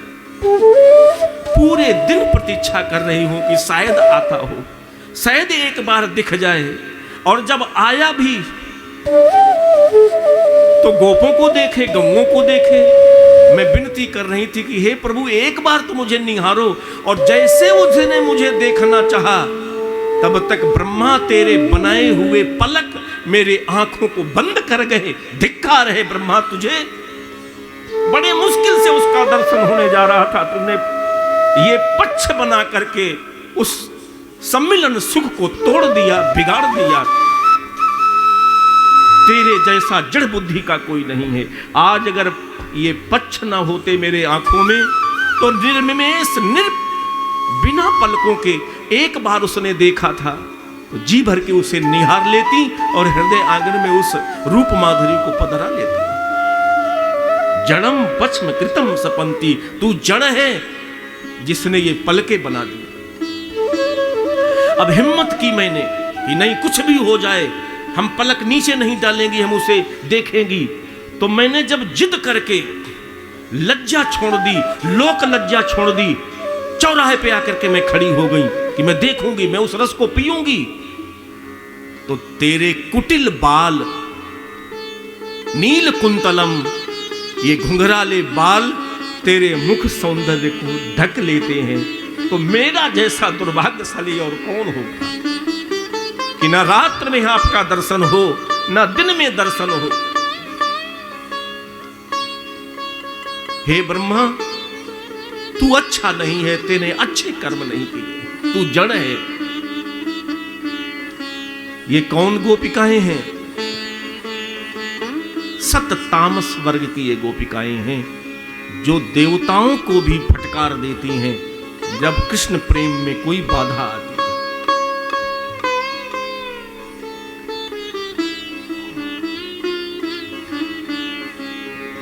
जिनका ये स्वभाव हो, जिनका यह स्वभाव वर्तन है, व्यवहार है, ब्रज में एक नहीं दो नहीं, एक जमात है ऐसी गोपिकाओं की कि उनके प्रेम में जो बाधा आए तो सीधे सीधे संसार बनाने वाले, सृष्टि बनाने वाले ब्रह्मा को भला बुरा कहने लगती है।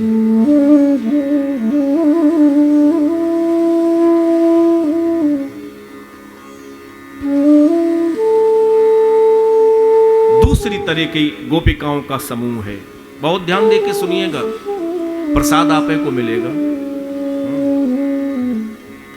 ये महाप्रसाद चुक गया तो शायद जीवन में कभी अवसर आए, ना भी आए। जो रजतामसी वर्ग है गोपिकाओं का, ये तो सत्तामसी है, जो ब्रह्मा को देवताओं को भी भला बुरा कहने में चूकती नहीं है। और जो रजतामसी गोपिकाओं का समूह है श्री धाम वृंदावन में, वो हर एक दुख का कारण अपने आप को देती है।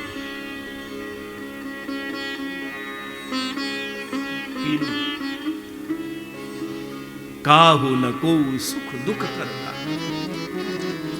अच्छा, हम लोगों में भी ऐसे लोग हैं कि अपने ऊपर आई हुई आपदा, पीड़ा, विपदा का दोषारोपण दैव पर, परमात्मा पर, समय पर आक्षेपित कर देते हैं, प्रक्षेपित कर देते हैं कि उन्होंने ऐसा कर दिया, वो ना ऐसा करते तो मेरा जीवन तबाह नहीं होता, वो तो समय ऐसा था, भगवान नहीं चाहता था इनको सुख मिले। दूसरे पर, दूसरे को भी भला बुरा कहने में जो न चूके।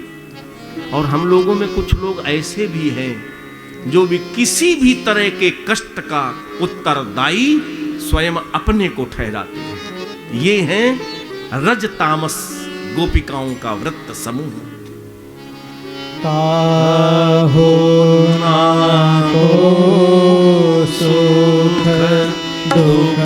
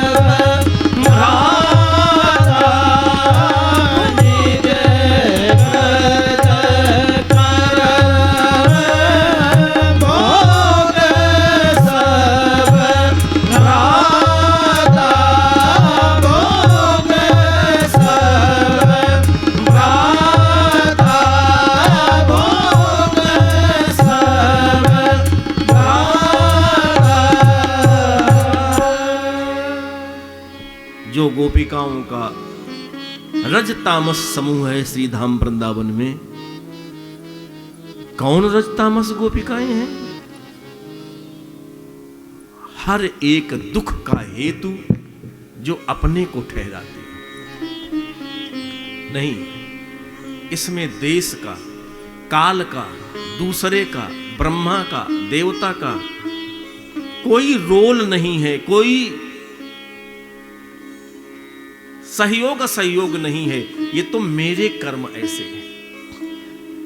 यदि मैंने अच्छी तरह से प्रेम किया होता, यदि मैंने संभाल करके सेवा की होती, तो मेरा गोविंद मुझे छोड़ करके ही क्यों जाता? क्या कहती हैं? और ध्यान से सुनना।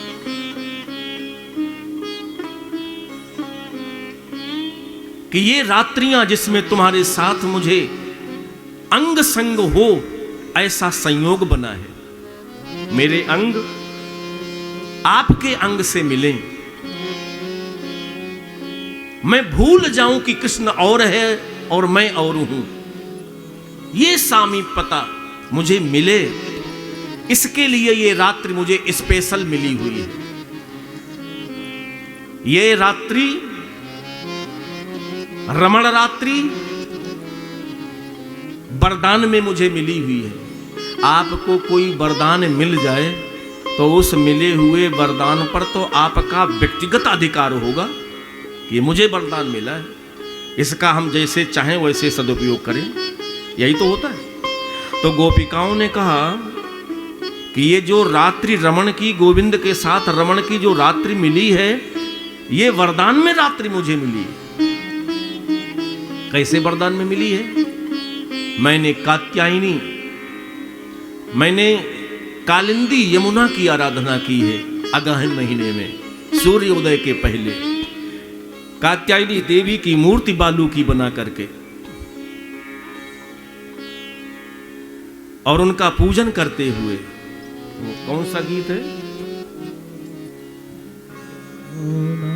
चीरहरण में जब जा रही हैं, नित्य जाती हैं यमुना नहाने और बालू स्नान करके वस्त्र सब उतार के रख देती हैं, बालू निकालती हैं और उसकी मूर्ति और उसकी पूजन सामग्री ले जाकर के उसकी पूजा करते हैं। यमुना नहाने गोपी सारे जा रही हैं।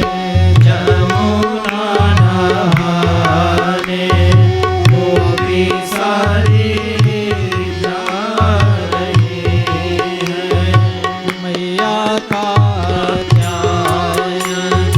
गीत सारी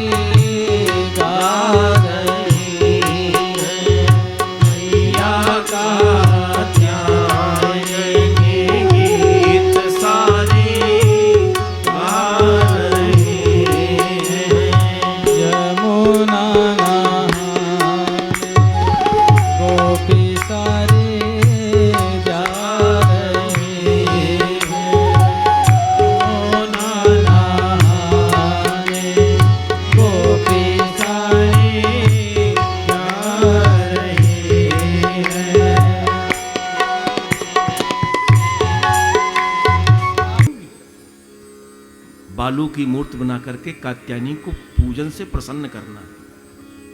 ब्रजवंताओं का ये लक्ष्य है।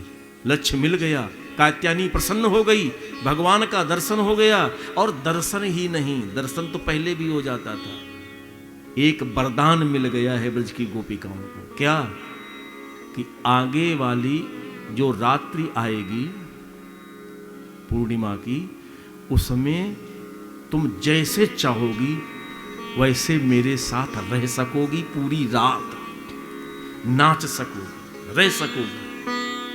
तो ये रात्रि मुझे कात्यायनी पूजन के वरदान में मिली है, जिससे तुम्हारा रमण हमें मिलेगा। तो ये तो बात अच्छी नहीं है।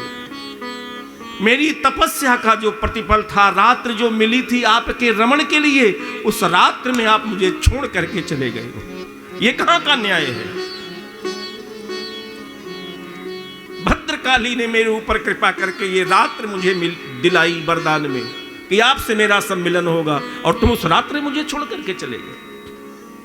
जब रात्रि ये नहीं मिली थी तो दिन में इतनी सारी बाधाएं थी जो हम आपका दर्शन नहीं कर पाती थी, और एक अवसर भी मेरी तपस्या के पुरस्कार रूप में वरदान स्वरूप वो रात्रि मिली आपके रमण की। ठाकुर आप उसमें भी धोखा दे करके चले। नहीं, दोष उनका नहीं है, वो मुझे छोड़ के न जाते, मैं उनकी संभाल नहीं कर पाई। कहीं न कहीं कोई चूक तो मुझसे हुई है। अपने दुख का जब कारण अपने में खोज लिया जाता है, नहीं नहीं नहीं, काहू न कोई सुख दुख कर दाता, निज कृत कर्म प्रकट अप्रकट, कोई मेरे ही ऐसे कर्म गड़बड़ हुए हैं जो ये दुख का प्रसाद मुझे मिला है। मैं संभाल न सकी अपने गोविंद को। वरदान मिला था, कात्यायनी ने सहायता की थी, और आप आ भी गए थे, रास प्रारंभ भी हो गया था, तो चूक तो मुझ ब्रजवनिताओं से हुई जो आप मुझे छोड़ करके अंतर्ध्यान हो गए। जिनका ऐसा चिंतन है, जो हर परिस्थिति में दुख के कारण में अपने आप को दोषी समझती हैं कि मुझसे चूक हुई, मेरी गलती है, मेरा अपना कोई दोष रहा होगा, इस तरह के चिंतन से भरी हुई गोपिकाओं को ब्रज में रज तामस गोपी कहा जाता है। एक ये समूह है वहां, एक सत तामस गोपी का समूह जो अपने दुख का कारण देवताओं को, ब्रह्मा आदि को न कहना चाहिए वो भी कह डालती, सुना देती हैं। दूसरा समूह है रज तामस गोपिकाओं का, जो स्वयं अपने आप को, यदि मुझसे कोई त्रुटि न हुई होती, कोई चूक न हुई होती, तो रास प्रारंभ हो गया था। रात्रि जो वरदान में मिली थी उसमें आप आ गए थे, मैंने आपको पकड़ा भी था, आपने मुझे अपने हृदय से लगाया था, रास प्रारंभ हुआ था, और आप अंतर ध्यान हो गए हो मुझे छोड़ करके, तो कोई मुझसे चूक हो गई।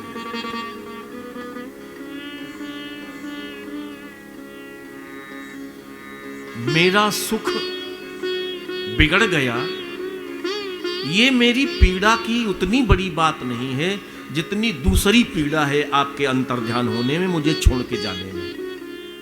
आप मुझे छोड़ के चले गए रात्र में, जो वरदान में रात मुझे मिली थी, इसका मुझे बहुत कोई कष्ट नहीं है।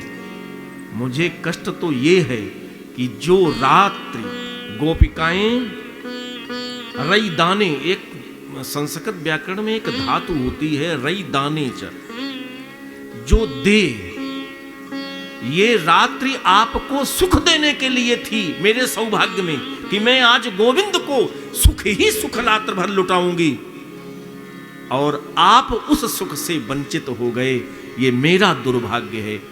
तो मेरे कष्ट का कारण ये नहीं कि आप मुझे छोड़ करके चले गए, मेरी पीड़ा का कारण तो ये है कि जिस रात्रि में सम्मिलन सुख आपको मिलना चाहिए था वो तो छूटा ही, और रात्रि में कहां कहां कंकड़ पथरीली कंकड़ीली कांटों वाली जगह आप घूम रहे होगे, ये कष्ट मैंने आपको और दिया।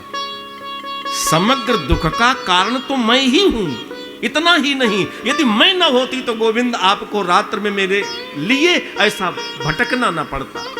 मैंने ही तो ऐसा कुछ किया है कि आपको अंतर्ध्यान होकर के मुझसे हटना पड़ा और जंगल में भटक रहे होगे। तुम घर तो गए नहीं हो ना, घर जा नहीं सकते हो, क्योंकि तुमने वचन दिया था मुझे, मये मां रंसयत छपा।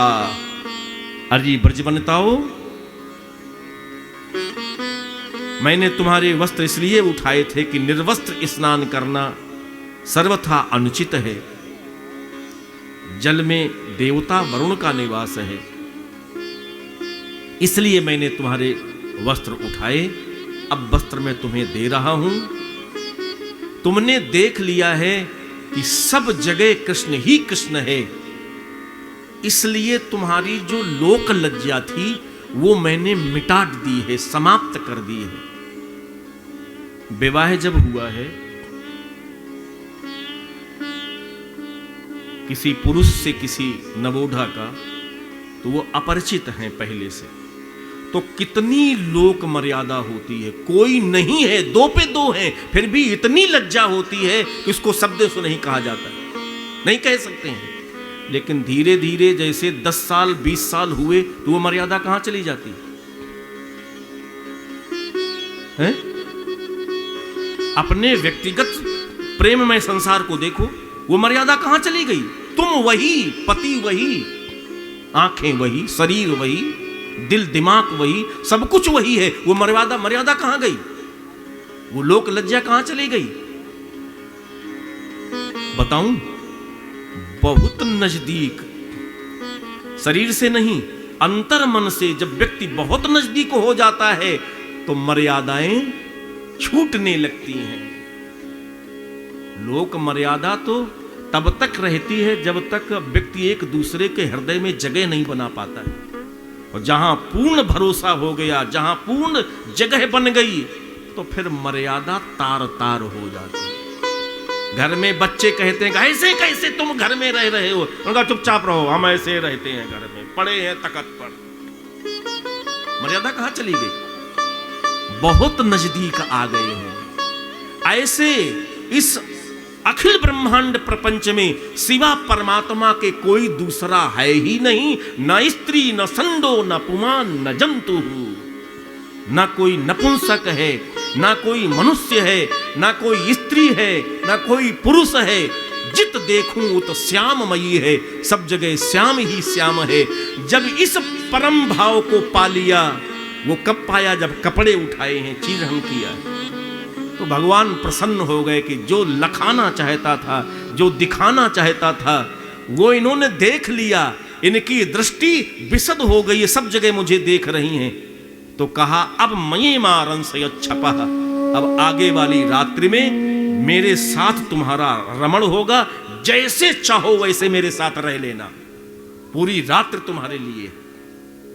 तो उन्होंने अनुमति भी दी। पर्दे के पीछे कात्यायनी की कृपा थी।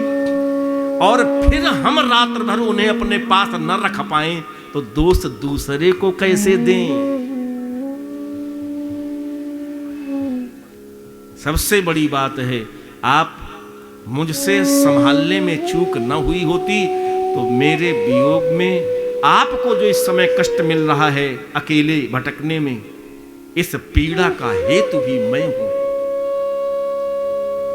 ऐसा चिंतन जिन ब्रजवधूटियों का, श्री ब्रज श्रीमंतनियों का है, उनको कहा जाता है रज तामस गोपिकाएं। ठीक है। अब तीसरा है तम तामस, ये तीसरा वर्ग है। तीने वर्ग हैं पूरे ब्रज में गोपिकाओं के, सत तामस गोपिकाएं, रज तामस गोपिकाएं और तम तामस गोपिकाएं।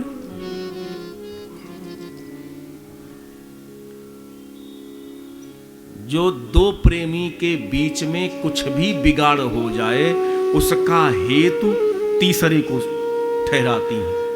अरे हमारे घर में तो आग इसने लगाई आकर के, ये जो बौना है ना, ये तो बहुत खोटा आदमी, इसने तो पूरा हमारा सुख बिगाड़ दिया।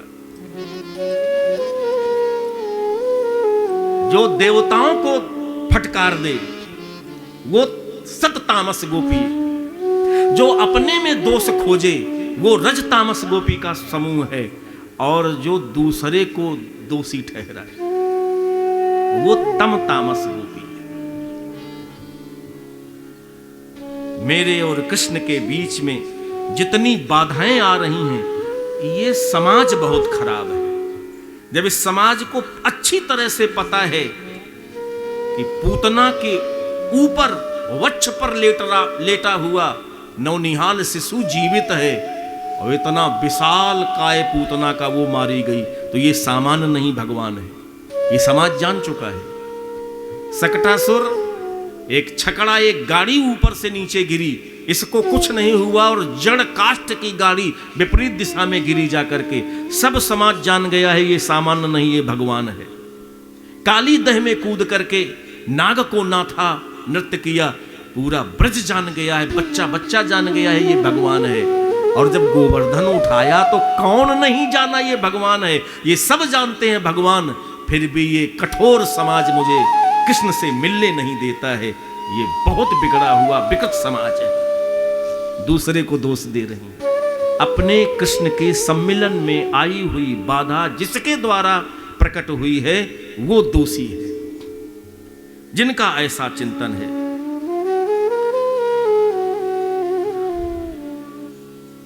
सबसे बड़ा रोग क्या कहेंगे लोग, ये है लोक लज्जा। एक व्यक्तिगत लज्जा होती है, एक समाज की लज्जा होती है, ये सब बाधाएं हैं।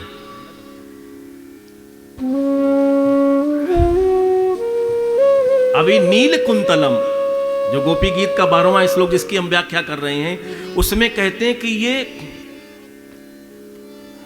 कुटिल बालों के साथ कुटिल शब्द जोड़ा गया है। कुटिल का एक अर्थ होता है टेढ़ा, जैसे घुंघराला, जो घुंघराले बाल होते हैं ऐसे लटके रहें, ऐंठे रहें, उनको कुटिल कहते हैं। और स्वभाव भी किसी का कुटिल होता है, तो ये बाल टेढ़े नहीं है, इनका स्वभाव भी टेढ़ा है। किसी ने पूछा स्वभाव बालों का कैसे टेढ़ा है? अरे बोले पूरे दिन के बाद बड़ी हिम्मत करके अपने आंखों से लज्जा हटाई, लोक लज्जा छोड़ी चौराहे पर खड़ी हो गई, आंखों की लज्जा हटाई, अपलक आंख खोल के खड़ी हो गई, और जब कृष्ण ने मुझे देखना चाहा तो ये कुटिल बाल ना होते तो मुझे कृष्ण का सौंदर्य पीने को मिल जाता। इन बालों ने वो सुख नहीं मिलने दिया, लटों ने, जो घुंघराली लटे हैं, अलकावलियां हैं, इन्होंने वो सुख नहीं मिलने दिया। दोष इन लटों का है, अलकावलियों का है, इन काले काले बालों का दोष है। दोष बालों को दे रही हैं। दोष कल का श्लोक था, गौओं बछड़ों को दे रही हैं कि तुम उनको जबरदस्ती उनके बहाने उनके पीछे जा रहे हो। बाबा बुलाए तो चले जाओ, यशोदा बुलाए तो चले जाओ, कोई देवता का काम हो तो चले जाओ, और हम जीवन न्योछावर कर चुके हैं, बुला रही तो हमें छोड़ के चले गए, हमारे पास नहीं आ रहे हो। तो ये न्याय नहीं है, तू अन्याय करता है। बालों को दोषी ठहराना, समाज को दोषी ठहराना, जिनके चिंतन में यही बाधाएं हैं, समाज, बाल, ऐसा चिंतन है जिनका, वो तम तामस गोपिकाएं हैं। बोलिए आनंद कंद भगवान की, श्री वृंदावन बिहारी लाल की।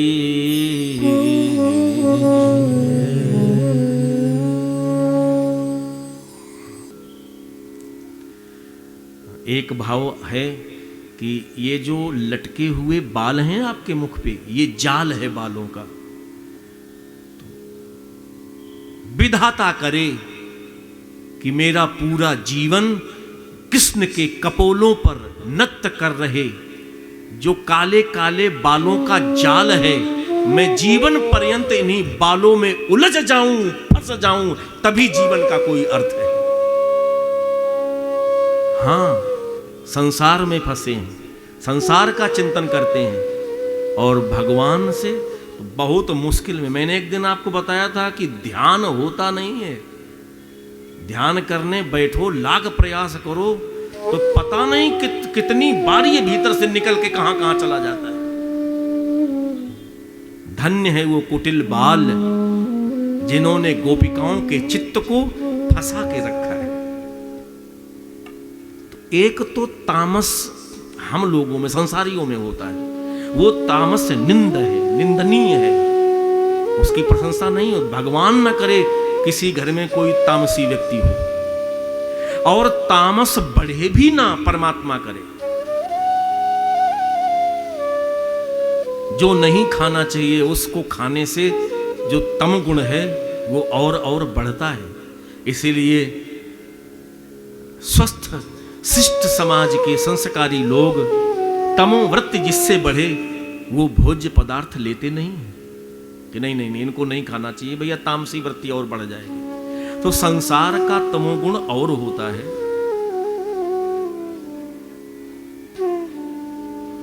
गोपिकाओं में ये गुण नहीं है, ठीक है। गोपिकाओं के तामस को तामस कहा गया है, लेकिन मुझे लगता है कि ये कथा बहुत कठिन है, तो इसलिए बार बार मैं रिवर्स जाता हूं, बार बार लौट के जाता हूं। ये गोपिकाओं का जो तामस है, ये सृष्टि में जो 3 गुणों में तमोगुण है वो नहीं है। यहां का तमोगुण जिससे संसार बना है, संसार में जो तमोगुण है वो निंदनीय है, वो वंद नहीं है, उसकी पूजा प्रशंसा नहीं होती है। लेकिन गोपिकाओं के तमोगुण की आज मैं चर्चा कर रहा हूं लगभग पौन घंटे से। श्लाघनीय है ये तमोगुण, प्रशंसनीय है, अभिवंदनीय है गोपिकाओं का तमोगुण। क्यों? बोले हमारे आपके जीवन में आया हुआ तमोगुण दूसरे को बर्बाद करने में सुखी होता है। ये नष्ट हो जाए, ये बर्बाद हो जाए, ये कंगाल हो जाए। ये आज ऐसे राजा बाबू बने घूमते, भगवान इनको फटीचर बना दे। ये जब तक तमोगुण प्रभावी नहीं होगा तब तक ऐसा दुष्चिंतन हमारे मस्तिष्क में आ नहीं सकता है। मार करके, दूसरे को पीड़ा पहुंचा करके, दूसरे को धक्का देके गिरा देने के बाद जब सुख महसूस हो, समझ लेना ये घोर तमोगुण की वृत्ति वाला व्यक्ति है। लेकिन गोपिकाओं में जो तमोगुण है जिसकी मैं चर्चा कर रहा हूं, ना ना ना, ये तमोगुण नहीं है। मैं दो तरह का जवाब दे रहा हूं। गोपिकाओं का तमोगुण कैसा है समझने का प्रयास करना। सिवा कृष्ण के जब कृष्ण को देखती हैं तो यही न्याय है, यही सत्य है, यही प्रकाश है, यही मेरा प्रेम है, बस इतना देखा और इसके बाद कहीं दृष्टि गई ही नहीं, और जहां भी दृष्टि गई वहां अंधेला ही अंधेला दिखा। ये तमोगुण है गोपिकाओं का। जब आंख खुली तो गोविंद पर, जब देखा तो कृष्ण का प्रकाश देखा, अपने प्रेमास्पद का प्रकाश देखा, और इसके इतर जो अंधकार दिखा है वो तमोगुण है। तो ये तमोगुण का अगर मैं दूसरे शब्दों में व्याख्या करूं तो तमोगुण का परिणाम गोपिकाओं के लिए कृष्ण का दर्शन, कृष्ण का सम्मिलन हो गया। आप एक कमरे में बंद हो, घोर अंधेरा हो, और जब भी लाइट आए तो कृष्ण दिख जाए, तो वो अंधेरा अच्छा लगेगा कि नहीं लगेगा? हे भैया ये जल्दी अंधेरा है, और जैसे अंधेरा हटेगा तो गोविंद दिख जाएगा। गोविंद गया, अंतर्ध्यान हुआ तो फिर तम छा गया, और जैसे प्रकट हो गया तो फिर प्रकाश हुआ। प्रकाश में गोविंद दिखा, गोविंद के हटने पर कुछ भी नहीं जिसने देखा। अपनी चित्तवृत्ति को अखिल ब्रह्मांड में कहीं भी जिस नहीं लेकर के जो गया था, तो गोविंद में चित्तवृत्ति, चला गया तो कल्पना में गोविंद में चित्तवृत्ति है। अंधेले में भी गोविंद का चिंतन और उजाले में तो उसका दर्शन चिंतन दोनों चल रहे। ये तमोगुण है। ऐसा अंधेला कि जब उसका पटाक्षेप हो तो कृष्ण दिखे, ये तमोगुण है गोपिकाओं में। अब मैं दूसरी व्याख्या गोपिकाओं के तमोगुण की कर रहा हूं।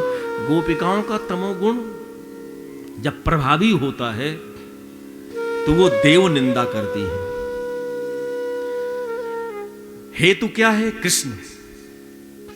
हम तो कहते हैं आप अपना तमोगुण, हम अपना तमोगुण न छोड़ पाए तो उसको कन्वर्ट कर लें, बदल दें, भगवान से जोड़ लें। तो जो भगवान से श्रद्धा ना रखें उसकी हम निंदा करें कि वो अच्छे आदमी नहीं है। जो कथा में सहयोग ना करें, हम कहें कि यार साल में एक कार्यक्रम होता है, वो अच्छे आदमी नहीं। हम उनकी अच्छाई भगवदीय कार्य से जोड़ करके उसकी समीक्षा करें तो ये मेरा तमोगुण श्लाघनीय बन जाए, प्रशंसनीय बन जाए, अभिवंदनीय बन जाए। गोपिकाएं देव निंदा करती हैं, ये तमोगुण का प्रकार है, प्रकाश है। देव निंदा करें, अपनी निंदा करें। धिक्कार है मेरा जन्म कि पाया हुआ कृष्ण, पाया हुआ प्रेम, पाया हुआ प्रकाश मेरे हाथ से खिसक गया, निकल गया मेरी किसी कमी से। वो कमी मैं समझ पाई या नहीं समझ पाई, कोई लापरवाही हुई है। अगर हम जानती कि मेरा पति इन परिस्थितियों में रूठ जाएगा तो हम वो परिस्थिति ही नहीं लाने देती। अपने की निंदा करना ये सद्गुण है साहब। दूसरे की देव निंदा, अपनी निंदा और लोक निंदा, अच्छा, गोपिकाएं लोक निंदा करती हैं। किस लोक की निंदा करती हैं? जो लोग कृष्ण प्रेम में बाधा बनते हैं। जो भगवदीय कार्य में बाधा बने, उनके लिए कुछ शब्द बिगड़ जाएं तो वो पाप नहीं है। लेकिन फिर दूसरा अर्थ ना हो, केवल भगवदीय चिंतन की भित्ति पर खड़े होकर के हम उनकी प्रशंसा ना करें कि वो अच्छे आदमी नहीं, क्योंकि अच्छे काम में उनको मैंने कभी देखा नहीं। बातें तो बहुत बड़ी बड़ी करते, लेकिन अच्छे काम में कभी खड़ा हुआ नहीं देखा, इसलिए अच्छे हैं ही नहीं, ये मेरी आत्मा कहती है। ये है तमोगुण। लोक निंदा करें, अपनी निंदा करें और देव निंदा करें। ये 3 तरह की निंदा उनमें है। वैसे तो निंदा को अच्छा नहीं कहा जाता, लेकिन गोपिकाओं की इस निंदा को शास्त्रों में स्थान दिया गया है और मैं उस पर बोल रहा हूं। इसका मतलब ये निंदा भी प्रशंसनीय है, क्योंकि कृष्ण से जुड़ी हुई है। लक्ष्य कृष्ण है, लक्ष्य परम प्रेम है, लक्ष्य ईश्वर है, लक्ष्य अध्यात्म है। उस कृष्ण के लिए, उस परम प्रेम के लिए अपनी भी निंदा करना पड़े तो 2 टूक बोलना कि हम भीतर से अच्छे नहीं हैं, लोग हमें अच्छा कहते हैं। लेकिन जब मैं कभी सत्संग दर्पण में, ज्ञान दर्पण में अपने अंतर मन के, अपने अंतर चित्त को देखती हूं तो मैं अच्छा नहीं हूं। आप प्रशंसा मेरे बाहर गुणों को देख करके करते, मुझे भीतर पता है मुझ में कितनी कितनी कमियां हैं। ये स्वनिंदा है, देव निंदा है और लोक निंदा है। केवल लक्ष्य कृष्ण का है, परमात्मा का है। बोलिए आनंद कंद भगवान की जय।